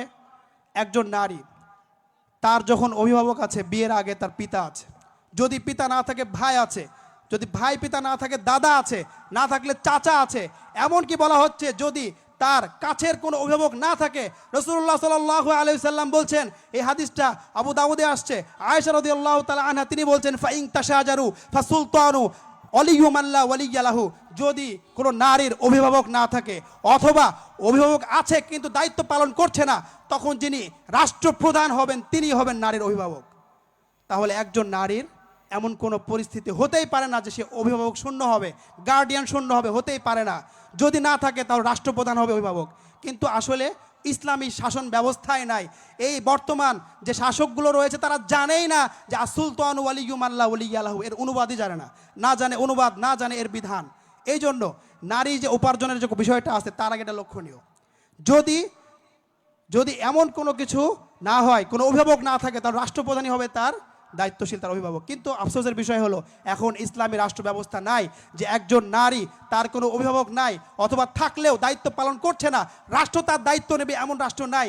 এই জন্য এরকম পরিস্থিতিতে যদি কোনো নারী পড়ে, আল্লাহ না করুক, তখন সে পর্দার সহিত আরও কিছু শর্ত আছে, 15-20টার মতো শর্ত আছে, এই শর্ত সাপেক্ষে সে উপার্জনের জন্য ঘর থেকে বের হতে পারে। তাও আবার এমন চাকরি নিতে হবে যেই চাকরি হবে তার প্রকৃতি, তার মেজাজ, তার স্বভাব, তার শারীরিক গঠন, কমলতা এর সাথে সঙ্গতিপূর্ণ। অসঙ্গতিপূর্ণ কোনো চাকরি নারী করতে পারবে না। এই হলো রাসূলুল্লাহ সাল্লাল্লাহু আলাইহি সাল্লামের শাসন ব্যবস্থা এবং বিধান। এরপরে আরেকটি ভিত্তি, যে রাসূলুল্লাহ সাল্লাল্লাহু আলাইহি সাল্লামের শাসন ব্যবস্থা এবং খোলাফায়ে রাশিদের শাসন ব্যবস্থা যার উপর দাঁড়িয়েছিল, সেটা হচ্ছে শিশু অধিকার। শিশু অধিকার এই বিষয়ে আমরা অনেকে উদাসীন। একটি সূক্ষ্ম বিষয় আজকে আমরা বলবো, ইনশাআল্লাহ আপনাদেরকে জানাবো। রাসূলুল্লাহ সাল্লাল্লাহু আলাইহি সাল্লাম শিশুদের প্রতি এতটাই রহমদিল, দয়ালু এবং যত্নশীল ছিলেন যে তিনি শিশুর অধিকারের কথা চিন্তা করেছেন মায়ের গর্ভে আসারও পূর্বে। কিভাবে? আমরা হাদিস লক্ষ্য করি। রাসূলুল্লাহ সাল্লাল্লাহু আলাইহি ওয়াসাল্লাম তিনি হাদিসের মধ্যে বলছেন যে তুনকাহুল মারআতু লিআরবাইন, 4টি বৈশিষ্ট্য দেখে সাধারণত নারীকে বিয়ে করা হয়। লিহাসাবিহা, তার বংশীয় মর্যাদা দেখে, ওয়ালি নাসাবিহা, তার বংশ দেখে, এরপরে আছে ওয়ালি মালিহা, সম্পদ দেখে, সর্বশেষ ওয়ালি দীনিহা, তার দিনদারিতা দেখে তাকে বিয়ে করা হয়। কিন্তু রাসূলুল্লাহ সাল্লাল্লাহু আলাইহি সাল্লাম প্রাধান্য দিলেন কোনটাকে? ফাযফার লিযাতিদ দ্বীন, তুমি পাত্রী নির্বাচনের ক্ষেত্রে প্রাধান্য দিবে দিনদারিতাকে, দিনদার পাত্রীকে নির্বাচন করো, অন্যথায় তারিবাত ইয়াদাক, তোমার হাত ধুলোমলিন হয়ে যাবে। এই হাদিস থেকে আমরা যদি সূক্ষ্মভাবে বুঝি, রাসূলুল্লাহ সাল্লাল্লাহু আলাইহি ওয়াসাল্লাম তিনি শিশুর অধিকারের কথা আগেই লক্ষ্য করেছেন। কারণ বিবাহের মূল উদ্দেশ্যের মধ্যে একটি হচ্ছে যে তাওহীদবাদী একটি প্রজন্ম বের করা। সুতরাং এই তাওহীদবাদী একটি শিশু কিভাবে জন্ম নেবে? যদি তার মা মুতাদাইয়িনা, মুতাআফফিফা না হয়, যদি পবিত্র না হয়, সতী না হয়, আর যদি দিনদার না হয়, তাহলে এই মায়ের পেট থেকে কিভাবে একটা তাওহীদবাদী সন্তান বের হতে পারে? তো তাওহীদবাদী হওয়া সন্তানের অধিকার। সুতরাং এই সন্তানের জন্য আপনাকে এমন মা নির্বাচন করতে হবে যে মা হবে দিনদার। তো রাসূলুল্লাহ সাল্লাল্লাহু আলাইহি সাল্লাম তিনি এই শিশুর অধিকার, যে সে তাওহীদবাদী হবে, তার অধিকার এটা, এই অধিকার নিশ্চিত করার জন্য তিনি অনেক আগেই বলছেন যে আগেই তুমি তার জন্য এমন মা নির্বাচন করো যেই মা হবে দিনদার। এই হলো রাসূলুল্লাহ সাল্লাল্লাহু আলাইহি সাল্লামের দর্শন, যে তিনি কতটা যত্নবান ছিলেন। এরপর তিনি শিশুদের সালাত প্রতিষ্ঠার কথা আছে, এই অধিকারের দিকে তাকিয়ে তিনি আগে আদেশ করেছেন মুরু আওলাদাকুম বিসসালাহ ওহুম আবনাউ সাবঈ সিনিন, যে তোমরা তোমাদের সন্তানদেরকে সালাতের আদেশ করো যখন 7 বছর হয়। 7 বছর থেকে আদেশ করতে বলা হচ্ছে সালাতের জন্য। এখানেও এটা শিশুর অধিকার যে শিশুকে লালিত পালিত করা হবে সঠিক দিক নির্দেশনায়, সঠিক দীক্ষা দিয়ে, যাতে করে এই শিশু জাহান্নামের আগুন থেকে বাঁচতে পারে। এটা আপনি পিতা মাতা হিসেবে আপনার উপর শিশুর অধিকার। সম্মানিত উপস্থিতি, এই ছিল মৌলিক কিছু বিষয় যেগুলোর উপর ভিত্তি করে দাঁড়িয়েছে ইসলামী শাসন ব্যবস্থা, অর্থাৎ রাসূলুল্লাহ সাল্লাল্লাহু আলাইহি সাল্লামের শাসন ব্যবস্থা, খোলাফায়ে রাশিদের শাসন ব্যবস্থা এর উপর দাঁড়িয়েছিল। সর্বশেষ একটি আয়াত বলি, সূরা হজের মধ্যে আল্লাহ তাআলা বলছেন আল্লাযীনা ইম্মাক্কান্নাহুম ফিল আরদি আকামুস সালাহ ওয়া আতাবুজ যাকাহ ওয়া আমারু বিল মা'রুফ ওয়া নাহাউ আনিল মুনকার ওয়ালিল্লাহি আকিবাতুল উমুর। আল্লাহ তাআলা বলছেন যখনই আমি কাউকে জমিনের মধ্যে কর্তৃত্ব দান করব, অর্থাৎ শাসক বানাবো, তার জন্য 4টি কাজ অবশ্যই করতে হবে। 1 নম্বর কাজ হচ্ছে সালাত প্রতিষ্ঠা করতে হবে। সালাত শুধু নিজে নয়, পুরো জমিনে প্রতিষ্ঠা করতে হবে। 2 নম্বর হচ্ছে জাকাতের ব্যবস্থা, একটা সুন্দর ব্যবস্থা কায়েম করতে হবে। শুধু নিজে জাকাত দেওয়া নয়, বরং একটা সুন্দর ব্যবস্থা যে প্রত্যেক ধনী ব্যক্তি জাকাত দিবে, কেউ বাদ থাকবে না। কারণ এই জাকাতের মধ্যে অফি আমওয়ালিহিম হাক্কুল লিসাইল ওয়াল মাহরুম, যারা অভাবা দরিদ্র আছে তাদের হক রয়েছে, এটা নিশ্চিত করতে হবে, তবেই ইসলামী অর্থনীতি সমৃদ্ধ হবে। এরপর গুরুত্বপূর্ণ আরও 2টি কাজ, ওয়া আমারু বিল মা'রুফ ওয়া নাহু আনিল মুনকার, অর্থাৎ সৎ কাজে আদেশ এবং অসৎ কাজ থেকে নিষেধ করবে। এটা অবশ্যই জরুরি। আমাদের বর্তমানে এত ভোগান্তি কেন আমরা নিরাপত্তাহীনতায় ভুগছি আমাদের দেশে? কারণ এখানে আমর বিল মা'রুফ আর নাহি আনিল মুনকার একেবারেই নাই। হয়তো আমর বিল মা'রুফ যতটুকু আছে, নাহি আনিল মুনকার একেবারে নাই। কিভাবে? আপনি নিজেই এর উদাহরণ। আপনার বাড়ির পাশে বিয়ে হচ্ছে, সেই অনুষ্ঠানে গান বাজনা বাজানো হচ্ছে, অথচ আপনি তাকে নাহি আনিল মুনকার করছেন না, তাকে নিষেধ করছেন না। কেন? নিষেধ করলে সম্পর্ক নষ্ট হবে, ঝগড়া হবে, নিজের স্বার্থ দেখছেন। অথচ এই গান বাজনার কারণে আরো 1 কিলোমিটার দূর থেকে শীতকালে তারা কষ্ট পাচ্ছে, পরীক্ষার্থী পড়তে পারছে না, বাচ্চার ঘুম হচ্ছে না, অসুস্থ ব্যক্তি ঘুমাতে পারছে না, রেস্ট নিতে পারছে না। এই সমস্যার দায় আপনার। আপনি প্রতিবেশী হয়েও আপনার প্রতিবেশীকে নাহি আনিল মুনকার করছেন না। এই নাহি আনিল মুনকার না থাকার কারণেই বর্তমানে আমাদের এত সমস্যা। যদি নাহি আনিল মুনকার থাকতো তাহলে আমাদের সমাজের এতগুলো সমস্যা থাকতো না। সম্মানিত উপস্থিতি, আমরা আলোচনার শেষ দিকে চলে আসছি, একটু পরে মাগরিবের আজান হবে। তো আমার আজকের আলোচ্য বিষয়ের সংক্ষিপ্ত হলো এই যে রাসূলুল্লাহ সাল্লাল্লাহু আলাইহি সাল্লামের শাসন ব্যবস্থা এবং খুলাফায়ে রাশিদিনের যে শাসন ব্যবস্থা, এর মৌলিক উপাদান আমরা 6টি আলোচনা করেছি। এরপরে আমরা কিছু ভিত্তি আলোচনা করেছি। তার মধ্যে 1 নম্বর হচ্ছে যে ইসলামী রাষ্ট্র তার মূল ভিত্তি হবে তাওহীদ এবং রিসালাত, এর উপর ভিত্তি করেই হবে। এইখানে একটি কথা ছুটে গেছে, সেটা বলি। রাসূলুল্লাহ সাল্লাল্লাহু আলাইহি ওয়াসাল্লাম তিনি যখন হিজরত করে মদিনায় গেলেন, দ্বিতীয় হিজরতে বদর যুদ্ধ সংগঠিত হলো। ঠিক তারপরেই তৃতীয় হিজরিতে যখন কাব বিন আশরাফ নামে একজন ব্যক্তিকে হত্যা করা হলো, যে সবসময় রাসূলুল্লাহ সাল্লাল্লাহু আলাইহি ওয়াসাল্লামকে কটূক্তি করত, এই হত্যার পরেই মদিনায় বসবাসরত যে ইহুদি আছে তারা নিজেরাই রাসূলুল্লাহ সাল্লাল্লাহু আলাইহি ওয়াসাল্লামের কাছে আসলেন। আসার পরে তারা বলল যে আমরা চুক্তি করতে চাই, আমরা একটা চুক্তি করতে চাই, যেটাকে মদিনা সনদ বলা হয়। তো রাসূলুল্লাহ সাল্লাল্লাহু আলাইহি সাল্লামের শাসন ব্যবস্থায় একটি গুরুত্বপূর্ণ পয়েন্ট হচ্ছে মদিনা সনদ। এটা আমরা আলোচনা করিনি। তো মদিনা সনদ যেটা আছে এটাকে আরবিতে বলা হয় ওয়াসিকাতুল মদিনা বা সহিফাতুল মদিনা বা মিসাকুল মদিনা। এই মদিনা সনদের মধ্যে 47টি ধারা রয়েছে। এতগুলো ধারা বলার সময় নেই, সংক্ষিপ্তভাবে এই 47টি ধারাকে 4টি ধারার মধ্যে সংক্ষিপ্ত করা যায়। 1 নম্বর হচ্ছে এই যে রাসূলুল্লাহ সাল্লাল্লাহু আলাইহি সাল্লাম মদিনা সনদের মধ্যে বললেন যে আমরা যারা মদিনার ভূখণ্ডে থাকবো, মুসলিম অমুসলিম ইহুদি ইত্যাদি মুশরিক যারাই থাকবো, প্রত্যেকে আমাদের পরিচয় হবে আমরা মদিনার নাগরিক, এটা আমাদের পরিচয় হবে। 1। দ্বিতীয় হচ্ছে এই যে আমাদের মধ্য হতে কেউ অন্য কারো জান মালের ক্ষতি করতে পারবো না। 2। 3 নাম্বার হচ্ছে যে কোনো মুসলমানের বিরুদ্ধে কোনো কাফিরকে কখনোই সহযোগিতা করা যাবে না। এই পয়েন্টটা ইসলামপন্থীদের পক্ষে আসছে যে কোনো কাফিরকে সহযোগিতা করা যাবে না মুসলমানদের বিরুদ্ধে। 3 গেল। 4 নম্বর সর্বশেষ গুরুত্বপূর্ণ যেটা, সেটা হচ্ছে যে এই অমুসলিম নাগরিক যারা আছে তারা একটা অধিকার পাবে, তাদের যে মানুষ হিসেবে অধিকার তা দেওয়া হবে। এই প্রসঙ্গে একটি হাদিস বলবো সহিহ বুখারী থেকে, আব্দুল্লাহ ইবনে আমর ইবনুল আস রাদিয়াল্লাহু আনহুমা থেকে বর্ণিত হাদিস।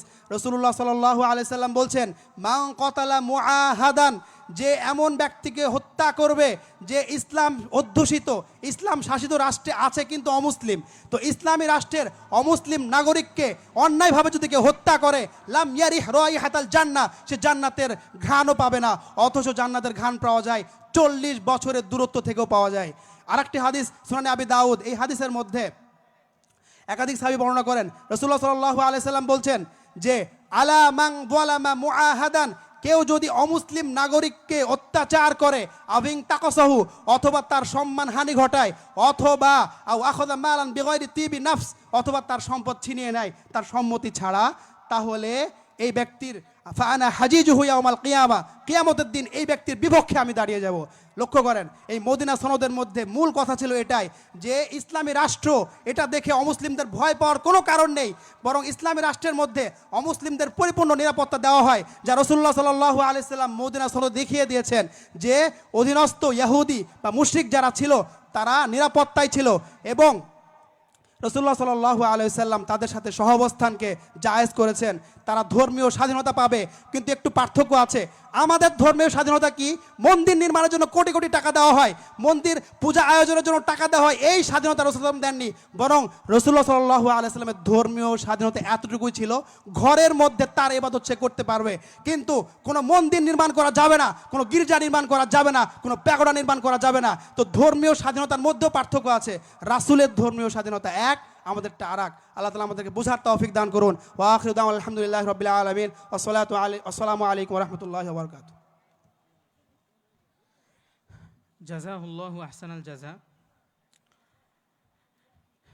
নবী সাল্লাল্লাহু আলাইহি ওয়াসাল্লাম ও খোলাফায়ে রাশিদিনের যুগে শাসন ছিল ইবাদতের অংশ, ক্ষমতা ছিল দায়িত্ব, রাজত্ব নয়। ন্যায় ছিল শাসনের অলংকার, সূরা ছিল তার পথ নির্দেশক, আর তাকওয়া ছিল সেই ব্যবস্থার আত্মা। যে শাসক আল্লাহকে ভয় করত সে জনগণকে ভালোবাসত, আর যে আল্লাহকে ভুলত তার রাজত্ব টিকত না এক নিঃশ্বাসেরও বেশি। আলহামদুলিল্লাহ, এ পর্যন্তই আমাদের আজকের প্রথম অধিবেশন। আল্লাহ তাআলা আমাদেরকে আলোচিত বিষয়গুলোর উপর আমল করার তৌফিক দান করুক, আল্লাহুম্মা আমিন। পরবর্তী অধিবেশন শুরু হবে মাগরিবের পরে ইনশাআল্লাহ। এখন মাগরিবের আজান হবে। মাগরিবের আজান দিবে জামিয়া সালাফিয়ার 10ম শ্রেণীর ছাত্র আব্দুল বাসিত, এবং ইমামতি করবে ইমাম আসাদুল্লাহ বিন শামসুদ্দিন, ফাজিলাত প্রথম বর্ষ। জাযাকুমুল্লাহু খায়রান।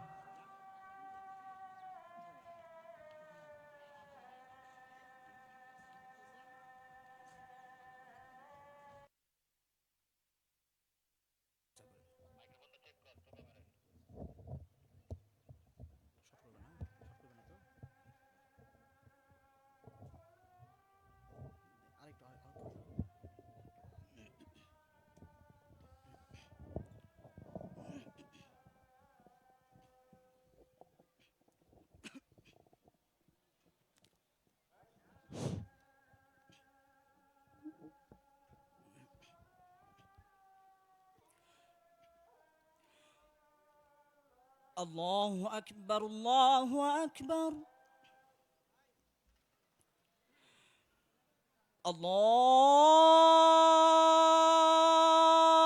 الله أكبر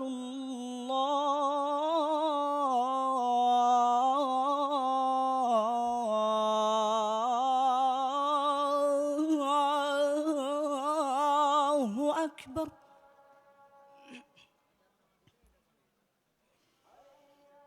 أشهد أن لا إله إلا الله.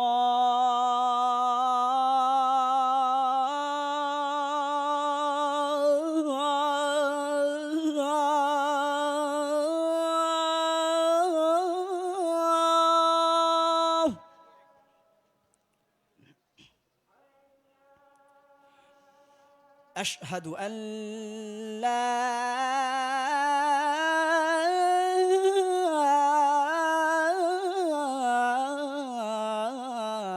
إله إلا الله.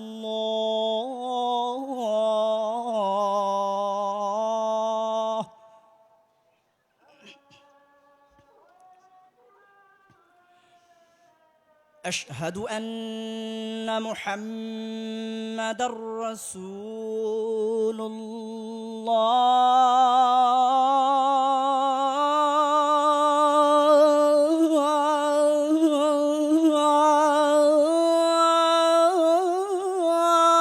الله.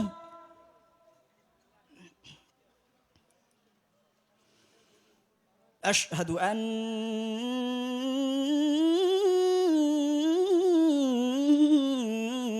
محمد رسول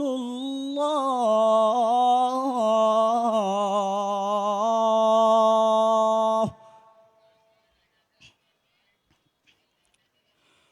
حي على الصلاة.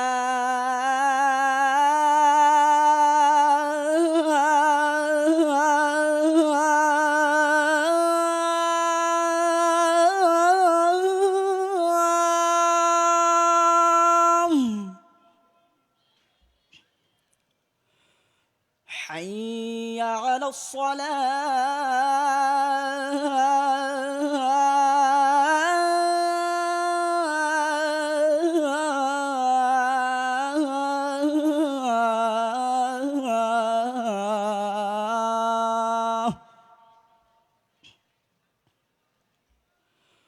حي على الفلاح.